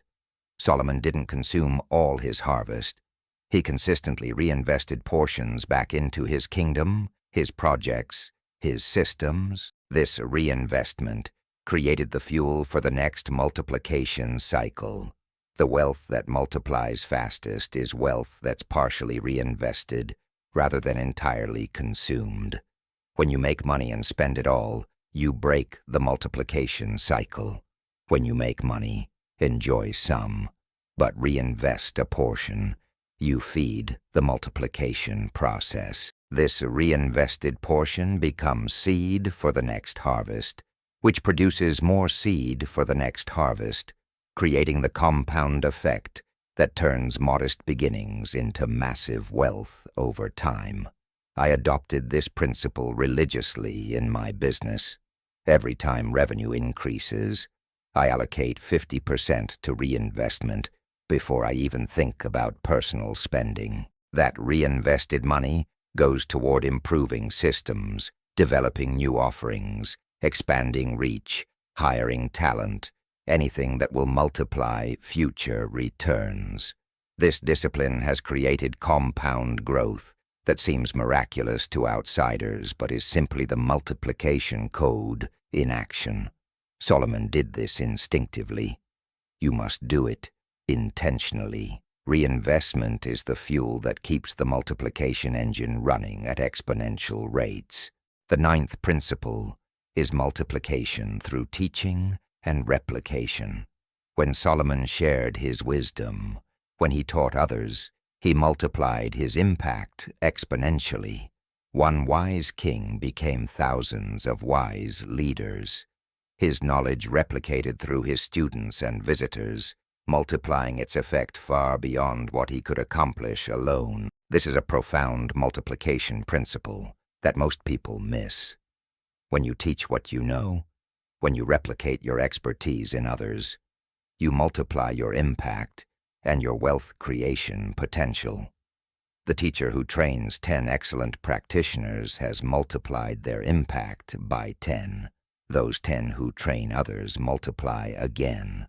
This is geometric multiplication through replication. In practical terms, this means that whatever you do well, you should be documenting, systematizing, and teaching. Create training programs, write books, produce courses, mentor others. Every time you replicate your knowledge or skills in another person, you've multiplied. And as they create value using what you taught them, your impact multiplies again. Solomon's wisdom is still multiplying today, thousands of years later, because he shared it in ways that could replicate through time. Your knowledge has multiplication potential right now.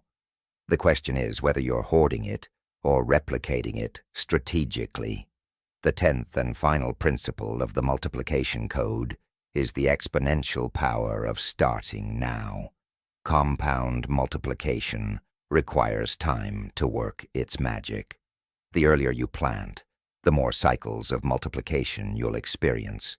The longer you wait, the more multiplication you sacrifice. Solomon started building his wealth consciousness young. He planted seeds early. He gave those seeds decades to multiply. Someone who starts at 20 and consistently applies multiplication principles will vastly outperform someone who starts at 40 with the same principles, simply because of the additional time for compounding. This isn't to discourage late starters, it's to inspire immediate action for everyone. Whatever age you are, whatever stage you're in, now is the time to plant multiplication seeds. Tomorrow you'll wish you had started today. I meet people constantly who say, "I'll start investing when I have more money," or "I'll build that system when I have more time," or "I'll develop that skill when I'm more established." They're waiting for perfect conditions to plant seeds.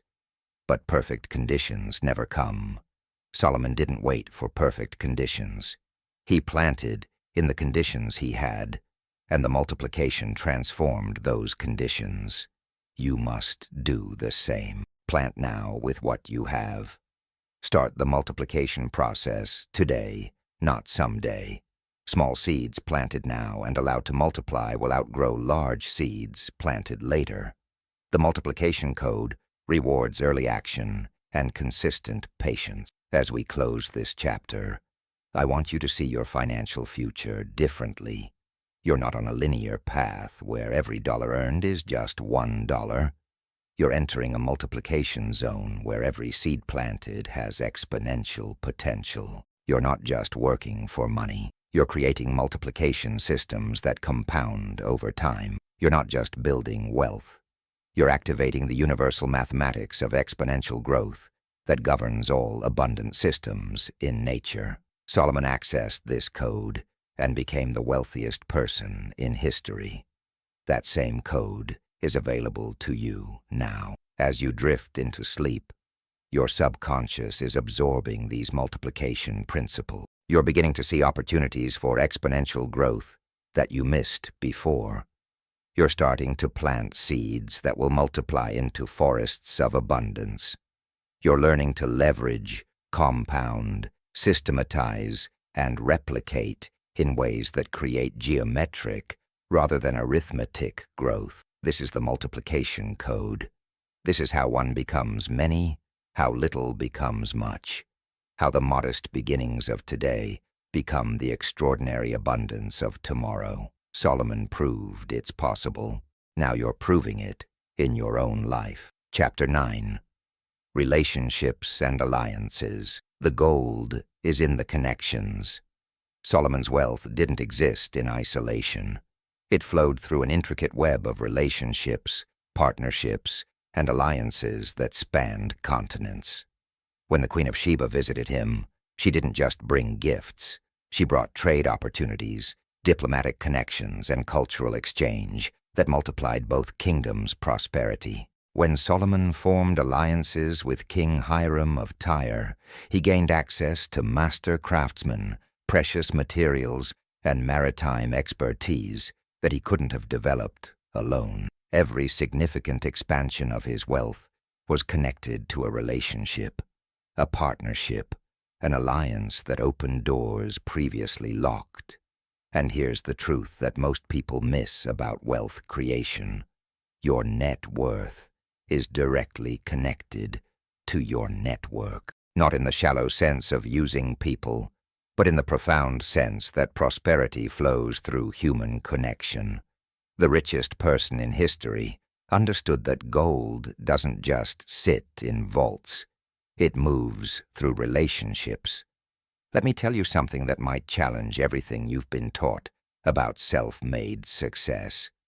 There's no such thing. Every wealthy person who has ever lived built their fortune on a foundation of relationships. They had mentors who taught them, partners who amplified their efforts, customers who valued their offerings, investors who believed in their vision, employees who executed their plan, networks that connected them to opportunity. Solomon understood this completely. He never pretended to be self-sufficient. He actively cultivated relationships that complemented his strengths and compensated for his limitations. He built alliances that created mutual benefit. He invested in people as much as he invested in projects, and this relational intelligence became one of his greatest wealth-generating assets. The first principle of relational wealth is this: the quality of your relationships determines the quality of your opportunities. Solomon didn't form alliances randomly. He was strategic about who he connected with and how he cultivated those connections. He sought relationships with people who had resources he needed, knowledge he wanted, or access he lacked. But here's what made him different from mere opportunists. He always brought value to every relationship. He didn't just take. He gave generously, solved problems, created mutual benefit. This is the foundation of sustainable relational wealth. You must be someone worth connecting with before connections become valuable. You must bring something to the table before you can take from the table. I learned this principle through a painful mistake early in my career. I attended networking events, trying to meet wealthy and successful people, thinking they would somehow help me become successful too. But I brought nothing to offer them. I was seeking relationships purely for what I could extract. And you know what happened? Nothing. Those people could smell the neediness, the extraction mentality, the lack of genuine value from a mile away. My network remained small and unhelpful because I was approaching relationships from scarcity consciousness. Everything changed when I shifted my approach. I started asking, what value can I bring to this person? Instead of, what can this person do for me? I started serving, helping, connecting people to resources, solving problems without expectation of return. And ironically, that's when my network exploded, with valuable relationships and opportunities started flowing. Solomon wrote, "A friend loves at all times, and a brother is born for a time of adversity." He understood that real relationships, the kind that create lasting wealth, aren't transactional. They're transformational. They're built on genuine care, mutual respect, and authentic connection. When you approach relationships this way, when you genuinely care about others' success and well-being, something remarkable happens. People want to help you.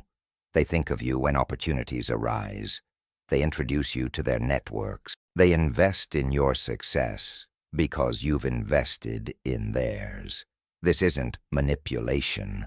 This is the natural flow of human reciprocity and connection. The second principle is the power of strategic alliances.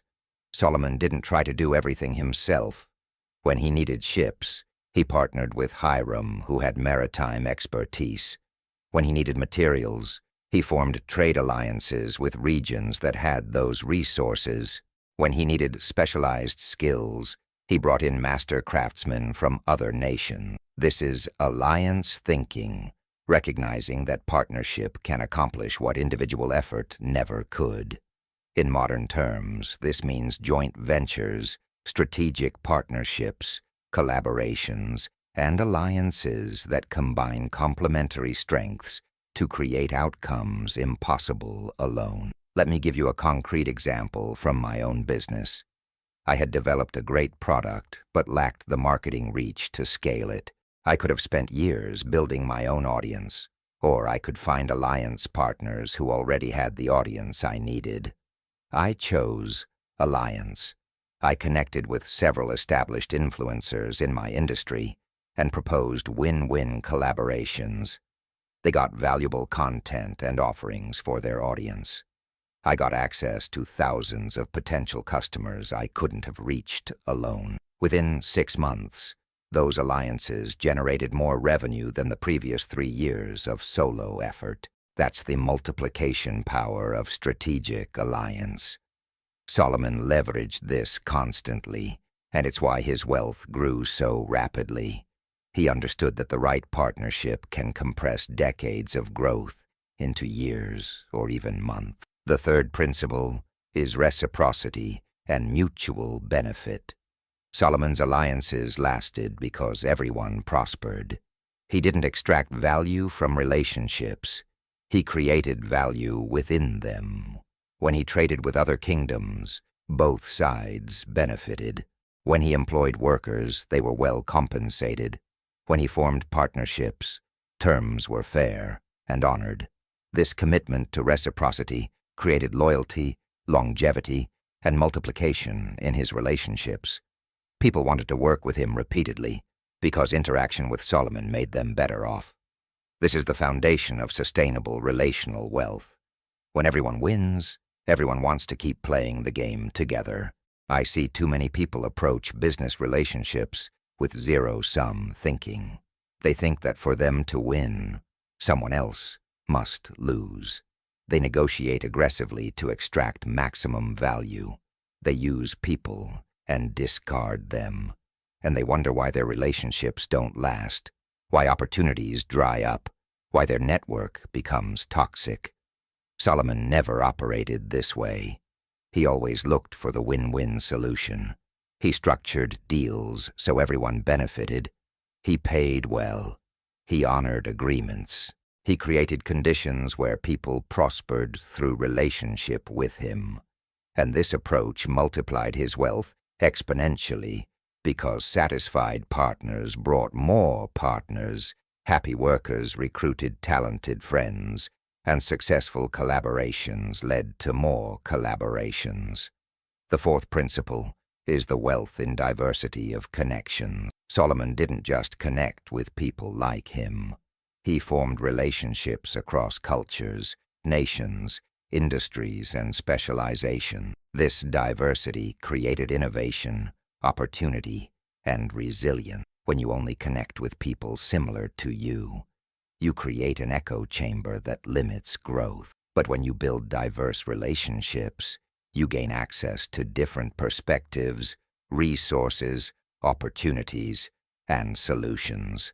Solomon's international alliances gave him access to materials, knowledge, and markets that would have been impossible if he'd only connected within his own kingdom. Think about your current network.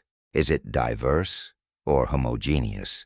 Are you only connecting with people in your industry, your economic level, your cultural background? If so, you're limiting your wealth potential significantly. I intentionally cultivate relationships across different industries, age groups, economic levels, and areas of expertise.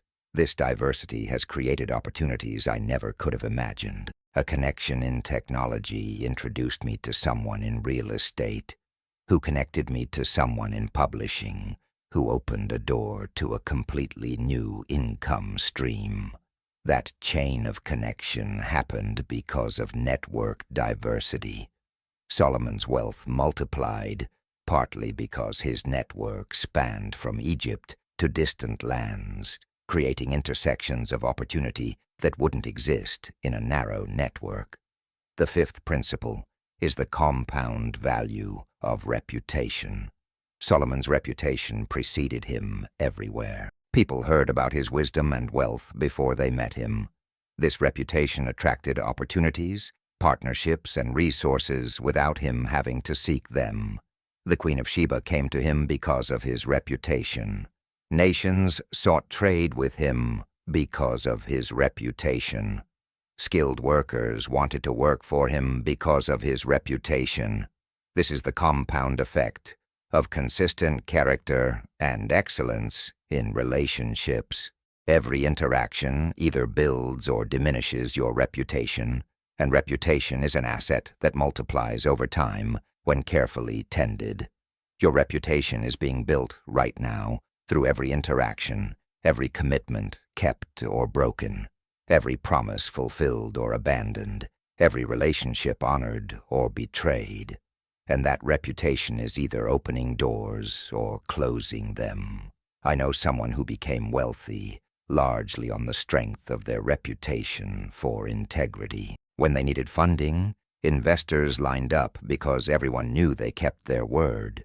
When they needed talent, top people wanted to work with them because everyone knew they treated people well. When they needed partnerships, others sought them out because everyone knew collaboration with them was profitable. That reputation took years to build through thousands of small, consistent actions.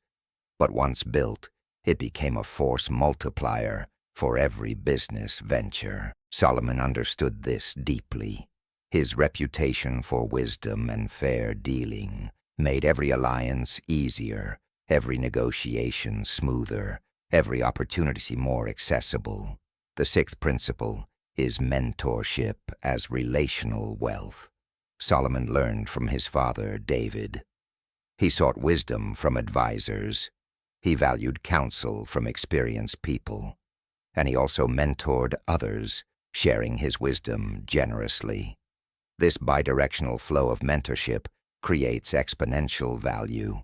When you have mentors, you compress learning time dramatically. You avoid costly mistakes. You gain perspective that would take decades to develop alone. And when you mentor others, you clarify your own thinking, build loyalty, create a legacy, and often discover fresh perspectives from those you're teaching. Solomon's willingness to both learn from others and teach others multiplied his wisdom and his wealth. I can trace almost every significant breakthrough in my financial life to either advice from a mentor or insights gained through mentoring someone else. A mentor once told me something that saved me from a disastrous investment. Another mentor introduced me to a concept that doubled my income within a year. And while mentoring a young entrepreneur, their questions forced me to rethink an assumption I'd held, leading to an innovation that opened a new revenue stream. Mentorship relationships are gold mines of wealth creation, but only if you approach them with humility, gratitude, and genuine desire to learn and share. Solomon mastered this, and it made him not just wealthy, but wise beyond measure. The seventh principle is the power of collaborative intelligence. Solomon regularly consulted his advisors before making major decisions. He valued collective wisdom over individual opinion. He understood that multiple perspectives create better solutions than lone genius. This collaborative approach to problem-solving and decision-making prevented costly mistakes and revealed opportunities he might have missed alone. When you surround yourself with smart people and actually listen to them, when you create environments where diverse minds collaborate, you access intelligence far beyond your personal capacity. I implemented this principle by creating a mastermind group of peers at similar business stages. We meet regularly to share challenges, brainstorm solutions, and hold each other accountable. The collective intelligence of that group has solved problems that would have taken me months or years to solve alone. One member suggested a pricing strategy that increased my revenue by 40%. Another introduced me to a tool that saved 20 hours per week. A third challenged a limiting belief that was holding back my growth. This collaborative intelligence has been worth far more than its small investment of time and money. Solomon had this with his council of advisors, and you can create it in your modern context through masterminds, advisory boards, or peer groups. The eighth principle is relationship maintenance and nurturing. Solomon didn't just form alliances and forget them. He maintained relationships through consistent communication, ongoing value creation, and genuine care. He sent gifts. He followed up. He remembered details about people. He invested in keeping relationships strong over decades. This relationship maintenance created stability and longevity that compounded value over time. Too many people are good at making connections, but terrible at maintaining them. They meet someone, exchange contact information, and never follow up. They form partnerships and let them wither through neglect. They have opportunities through relationships, but fail to nurture those relationships, and the opportunities disappear. I schedule regular relationship maintenance in my calendar. Every week I reach out to key relationships just to check in, add value, or deepen connection.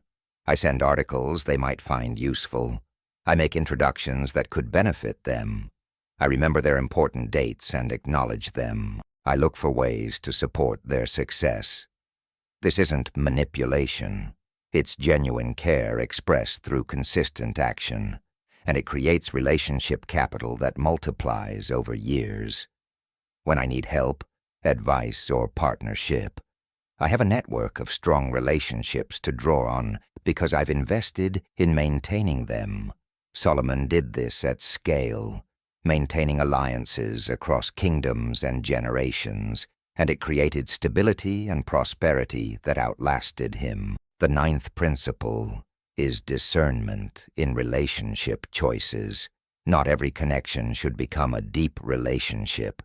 Not every potential partnership should be pursued. Solomon was wise about who he brought close, who he trusted with important matters, who he formed alliances with. He understood that toxic relationships drain wealth, that misaligned partnerships create problems, that poor character in associates reflects on you. This doesn't mean being suspicious or closed. It means being wise, discerning, intentional about who you allow into your inner circle and who you form strategic alliances with. I learned this lesson through painful experience. Early in business, I formed partnerships with people who talked a good game, but lacked integrity. Those partnerships cost me money, time, reputation, and peace of mind. Now I'm much more careful. I observe character over time before deepening relationships. I notice how people treat others, especially those who can't benefit them. I pay attention to whether their words match their actions. I look for alignment of values, not just alignment of goals. This discernment has saved me from disasters and helped me build a network of genuine, trustworthy, mutually beneficial relationships.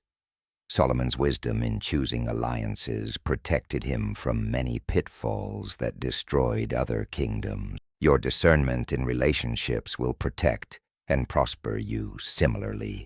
The 10th principle is the long-term view of relational investment. Solomon built relationships, knowing they might not pay off immediately, but would compound value over time. He invested in young people who would become influential later. He maintained alliances even when immediate benefit wasn't obvious. He played the long game relationally, understanding that relationships are assets that appreciate over decades when properly tended. This contrasts sharply with the transactional, short-term thinking that dominates modern networking.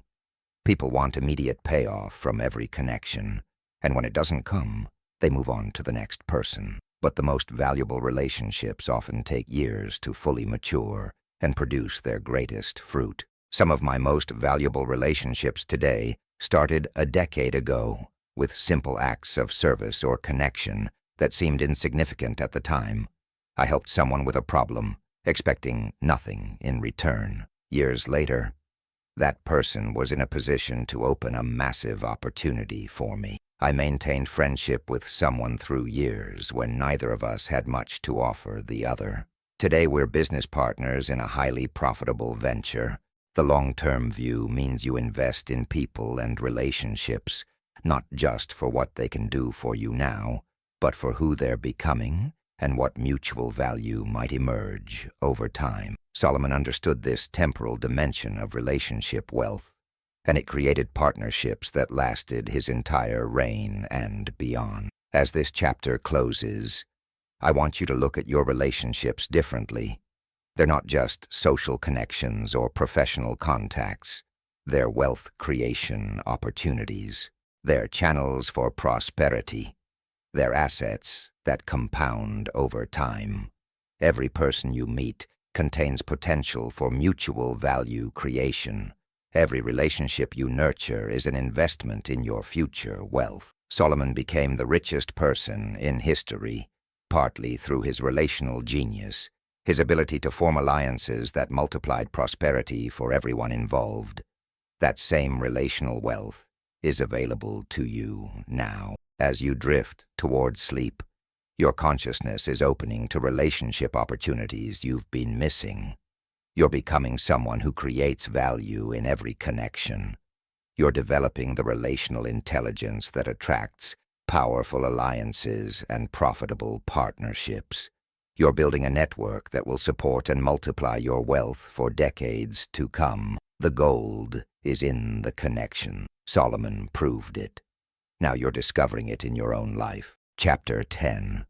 Living as Royalty, Embodying the Prosperous State of Being. We've arrived at the final and most important chapter of this journey, the place where everything converges into one transformative truth. Wealth is not something you achieve. It's something you become. Solomon didn't have wealth. He was wealth. His riches weren't external possessions he accumulated. They were external reflections of an internal state of being. He lived as royalty not because of his crown or his throne, but because royalty was his identity at the deepest level of consciousness. And this is the ultimate code, the master key that unlocks everything we've explored together. You don't become wealthy and then feel abundant. You embody abundance as your state of being, and wealth manifests as the inevitable reflection of that state. This is the difference between temporary riches and permanent prosperity. This is the difference between having money and being wealth itself. Let me take you back to the beginning of Solomon's story one more time. But now with the perspective of everything you've learned. When God offered Solomon anything he desired, Solomon asked for wisdom. But look deeper at what was really happening in that moment. Solomon was choosing identity over acquisition. He wasn't trying to get something he lacked. He was asking to become someone who embodied divine intelligence. He understood that the right state of being would naturally produce the right circumstances. And the moment he made that choice, the moment he prioritized becoming over having, everything shifted. The wealth followed because it had to. The universe had no choice but to reflect his transformed consciousness back to him as material abundance. This is the principle that brings everything together. Your state of being is your point of attraction, not your actions, though actions matter. Not your strategies, though strategy matters. Not your efforts, though effort matters. Your fundamental state of being, who you are at the core, what you identify as, how you feel in your body, What you believe about yourself and reality, this is what creates your experience. And Solomon had mastered the art of being. He didn't act wealthy while feeling poor. He didn't pretend abundance while vibrating lack. He embodied prosperity so completely, so thoroughly, so authentically, that wealth had nowhere to exist except in his experience. This is what it means to live as royalty, not in arrogance or superiority, but in the deep knowing that you are inherently valuable, infinitely creative, and divinely abundant. Now let's bring this into practical application, because this isn't abstract philosophy. This is the most practical wealth creation principle you'll ever learn. Every morning when you wake up, before you check your phone, before you start your day, before you engage with external reality, you have a choice. You can wake up and immediately slip into your habitual state of being, the familiar identity you've been carrying, the default consciousness that's been creating your current results. Or you can consciously choose a different state of being. You can ask yourself, who am I being today? And you can deliberately embody the consciousness of someone for whom wealth flows naturally, for whom abundance is normal, for whom prosperity is identity rather than goal. I practice this every single morning, and it has transformed my life more than any strategy or technique. I spend the first 30 minutes of my day consciously embodying the state of being I want to live from. I don't think about wealth. I become wealth. I don't hope for abundance. I vibrate as abundance. I don't pursue prosperity. I recognize myself as prosperity itself. This isn't visualization. This isn't affirmation. This is identity work at the deepest level. I'm choosing who I am before I do anything. And from that chosen state of being, everything I do carries a different frequency, attracts different opportunities, and creates different results. Solomon did this not just in the morning, but continuously. He lived from prosperity consciousness 24 hours a day. It wasn't something he did. It was who he was. Here's what this looks like in practical terms. When a bill arrives in the mail, someone living from scarcity consciousness feels contraction, anxiety, and resentment. Someone living from prosperity consciousness feels gratitude for the service provided and confidence in their ability to pay. Same bill, completely different state of being, completely different frequency broadcast, completely different results over time. When an opportunity appears, scarcity consciousness sees risk and reasons to hesitate. Prosperity consciousness sees possibility and reasons to engage. When money leaves their account, scarcity consciousness feels loss. Prosperity consciousness feels circulation. These aren't just different thoughts. These are different states of being that create different realities. Solomon wrote, "As water reflects the face, so one's life reflects the heart." Your external life is reflecting your internal state back to you with perfect accuracy right now. If you don't like what you see externally, the answer isn't to fight harder against external circumstances. The answer is to transform your internal state of being. When you change who you're being, what you're experiencing must change to match. This is law. This is how consciousness and manifestation work. You cannot be prosperity consciousness and experience poverty reality. The two cannot coexist for long. Reality will conform to consciousness because consciousness is primary and reality is secondary. Let me tell you about someone I worked with who embodied this principle completely. They had been struggling financially for years despite working incredibly hard. When I asked them to describe their state of being around money, they said, "I feel like I'm always behind, always catching up, always not enough." There it was. Their state of being was lack, and their reality was perfectly reflecting that state back to them. We worked on shifting their state of being first, before changing any external strategy. They practiced embodying sufficiency, confidence, and abundance. They chose that state of being, regardless of their bank account. They lived from prosperity consciousness, even when circumstances screamed scarcity. And within 3 months, everything had shifted. Same person, same skills, same circumstances initially, but completely different state of being, and reality rearranged itself to match. Income increased, opportunities appeared, problems solved themselves. The external world reflected the internal transformation. This is what living as royalty means in practical terms. It means you walk through the world knowing your worth.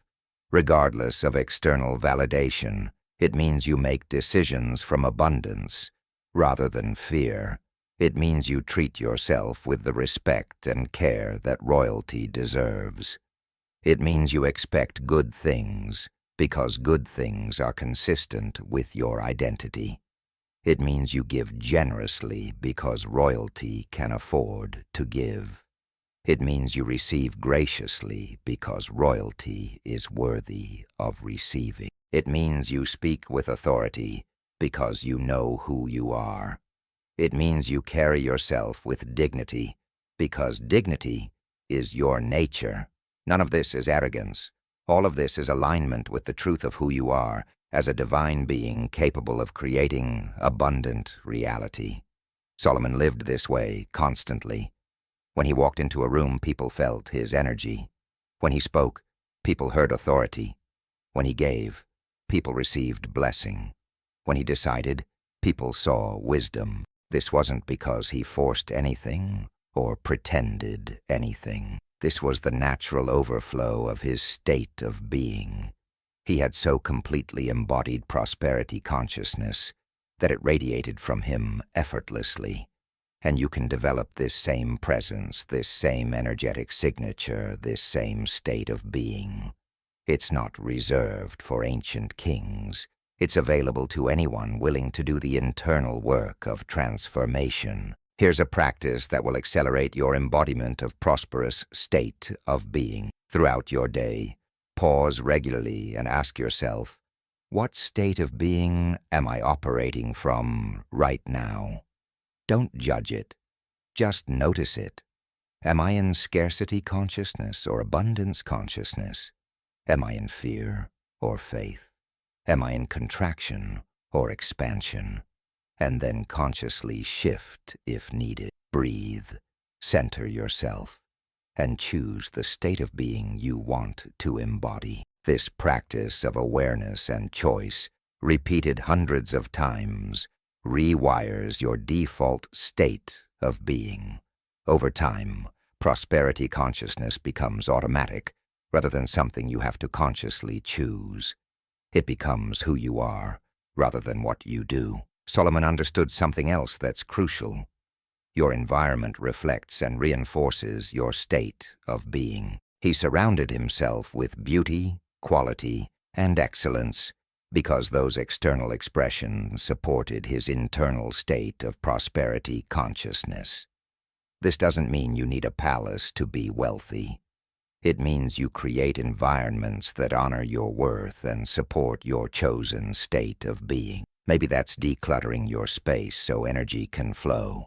Maybe that's investing in one beautiful item that makes you feel abundant every time you see it. Maybe that's improving the quality of what you consume, read, or listen to. Your environment is constantly communicating messages to your subconscious about who you are and what you deserve. Make sure those messages align with prosperity consciousness. I transformed my own environment deliberately as part of embodying prosperous state of being. I used to live in chaos and clutter, telling myself it didn't matter, that only results mattered. But my external chaos was reflecting and reinforcing internal chaos. When I created order, beauty, and quality in my environment, even in small, affordable ways, my consciousness shifted. I felt more valuable. I felt more abundant. I felt more worthy. And as my state of being shifted, my financial reality followed. This isn't superficial. This is understanding that internal and external are constantly communicating and influencing each other. Solomon's palace wasn't just show. It was environmental support for prosperity consciousness. Now, let's address something important about embodying prosperity's state of being. It doesn't mean denying current circumstances or living in fantasy. Solomon acknowledged reality while living from a higher consciousness. When challenges arose, he didn't pretend they didn't exist. He addressed them from prosperity consciousness rather than scarcity consciousness. There's a massive difference. Scarcity consciousness looks at a problem and says, "This proves I'm not enough." Prosperity consciousness looks at the same problem and says, "What resources and solutions are available to address this?" One contracts into limitation. The other expands into possibility. Both are acknowledging the same reality, but from completely different states of being that produce completely different results. This is crucial because some people misunderstand embodiment as pretending. They think living as royalty means acting like they're rich when they're not, buying things they can't afford, pretending problems don't exist. That's not embodiment. That's delusion, and it creates more problems. True embodiment means you're being prosperity consciousness, regardless of current circumstances. You're not denying where you are. You're choosing who you're being in relationship to where you are. Solomon faced enormous challenges, massive expenses, complex political situations. He didn't deny any of it. He addressed all of it from the unshakable state of being that solutions exist, resources are available, and prosperity is his nature. That state of being created very different results than reactive panic would have created. Here's another dimension of living as royalty that Solomon embodied: generosity of spirit. Royalty can afford to be generous, not just with money, but with time, attention, forgiveness, encouragement, and grace. When you embody prosperity consciousness, you become naturally generous because you're not operating from scarcity. You have enough, so you can give freely. You are enough, so you don't need to hoard or protect insecurely. This generosity of spirit is both a result of prosperity consciousness and a reinforcement of it. Every time you give from abundance, you're demonstrating to yourself and the universe that you are prosperity. And that demonstration strengthens your state of being while attracting more abundance to give from. I notice that my financial flow directly correlates with my generosity of spirit. When I'm being generous with my time, energy, encouragement, and resources, money flows easily. When I contract into scarcity and become stingy or withholding, flow stops. This isn't punishment. This is the natural result of state of being. Generosity is the frequency of abundance. Stinginess is the frequency of lack. The universe responds to which frequency you're broadcasting through your state of being. Solomon was legendarily generous, and that generosity was both expression and magnet for his wealth. Your generosity, given from genuine abundance consciousness rather than obligation, will create the same multiplication effect. Let's talk about the relationship between state of being and decision-making. Solomon made extraordinary decisions that created extraordinary wealth. But those decisions came from his state of being, not from superior intelligence alone. When you're operating from prosperity consciousness, you see options that are invisible from scarcity consciousness. You have courage to act that's impossible from fear consciousness. You have patience to wait that's unavailable from desperation consciousness. Your state of being determines not just what you see, but what you choose and how you execute. This is why two people with the same information and opportunities can produce completely different results. Their states of being are different, so their perceptions, choices, and actions are different. Think about a major financial decision you need to make. Now notice the state of being you're making that decision from. Are you in scarcity consciousness, trying to protect what you have? Are you in fear conscious, worried about what might go wrong? Are you in desperation consciousness, grasping at anything that might work? Or are you in prosperity consciousness, calmly evaluating from a place of abundance and wisdom? The decision you make will be dramatically different depending on your state of being, and the results will reflect that difference. Solomon made decisions from unshakable prosperity consciousness, and those decisions built one of the greatest kingdoms in history. Your decisions, made from prosperity consciousness, will build your kingdom of wealth and abundance. As we approach the end of this final chapter and this entire journey, I want you to understand something profound. You've been learning much more than wealth creation principle. You've been undergoing transformation at the level of identity and consciousness. The person who started this audiobook is not the person listening to these words right now. You've changed. Your consciousness has expanded. Your state of being has shifted. Seeds of prosperity consciousness have been planted deep in your subconscious, and they're already beginning to grow. You're becoming someone who naturally thinks, feels, and acts from abundance rather than lack. You're embodying the codes that Solomon mastered. You're living as royalty in the truest sense, recognizing your divine nature and infinite creative potential. Everything Solomon achieved, he achieved from the inside out.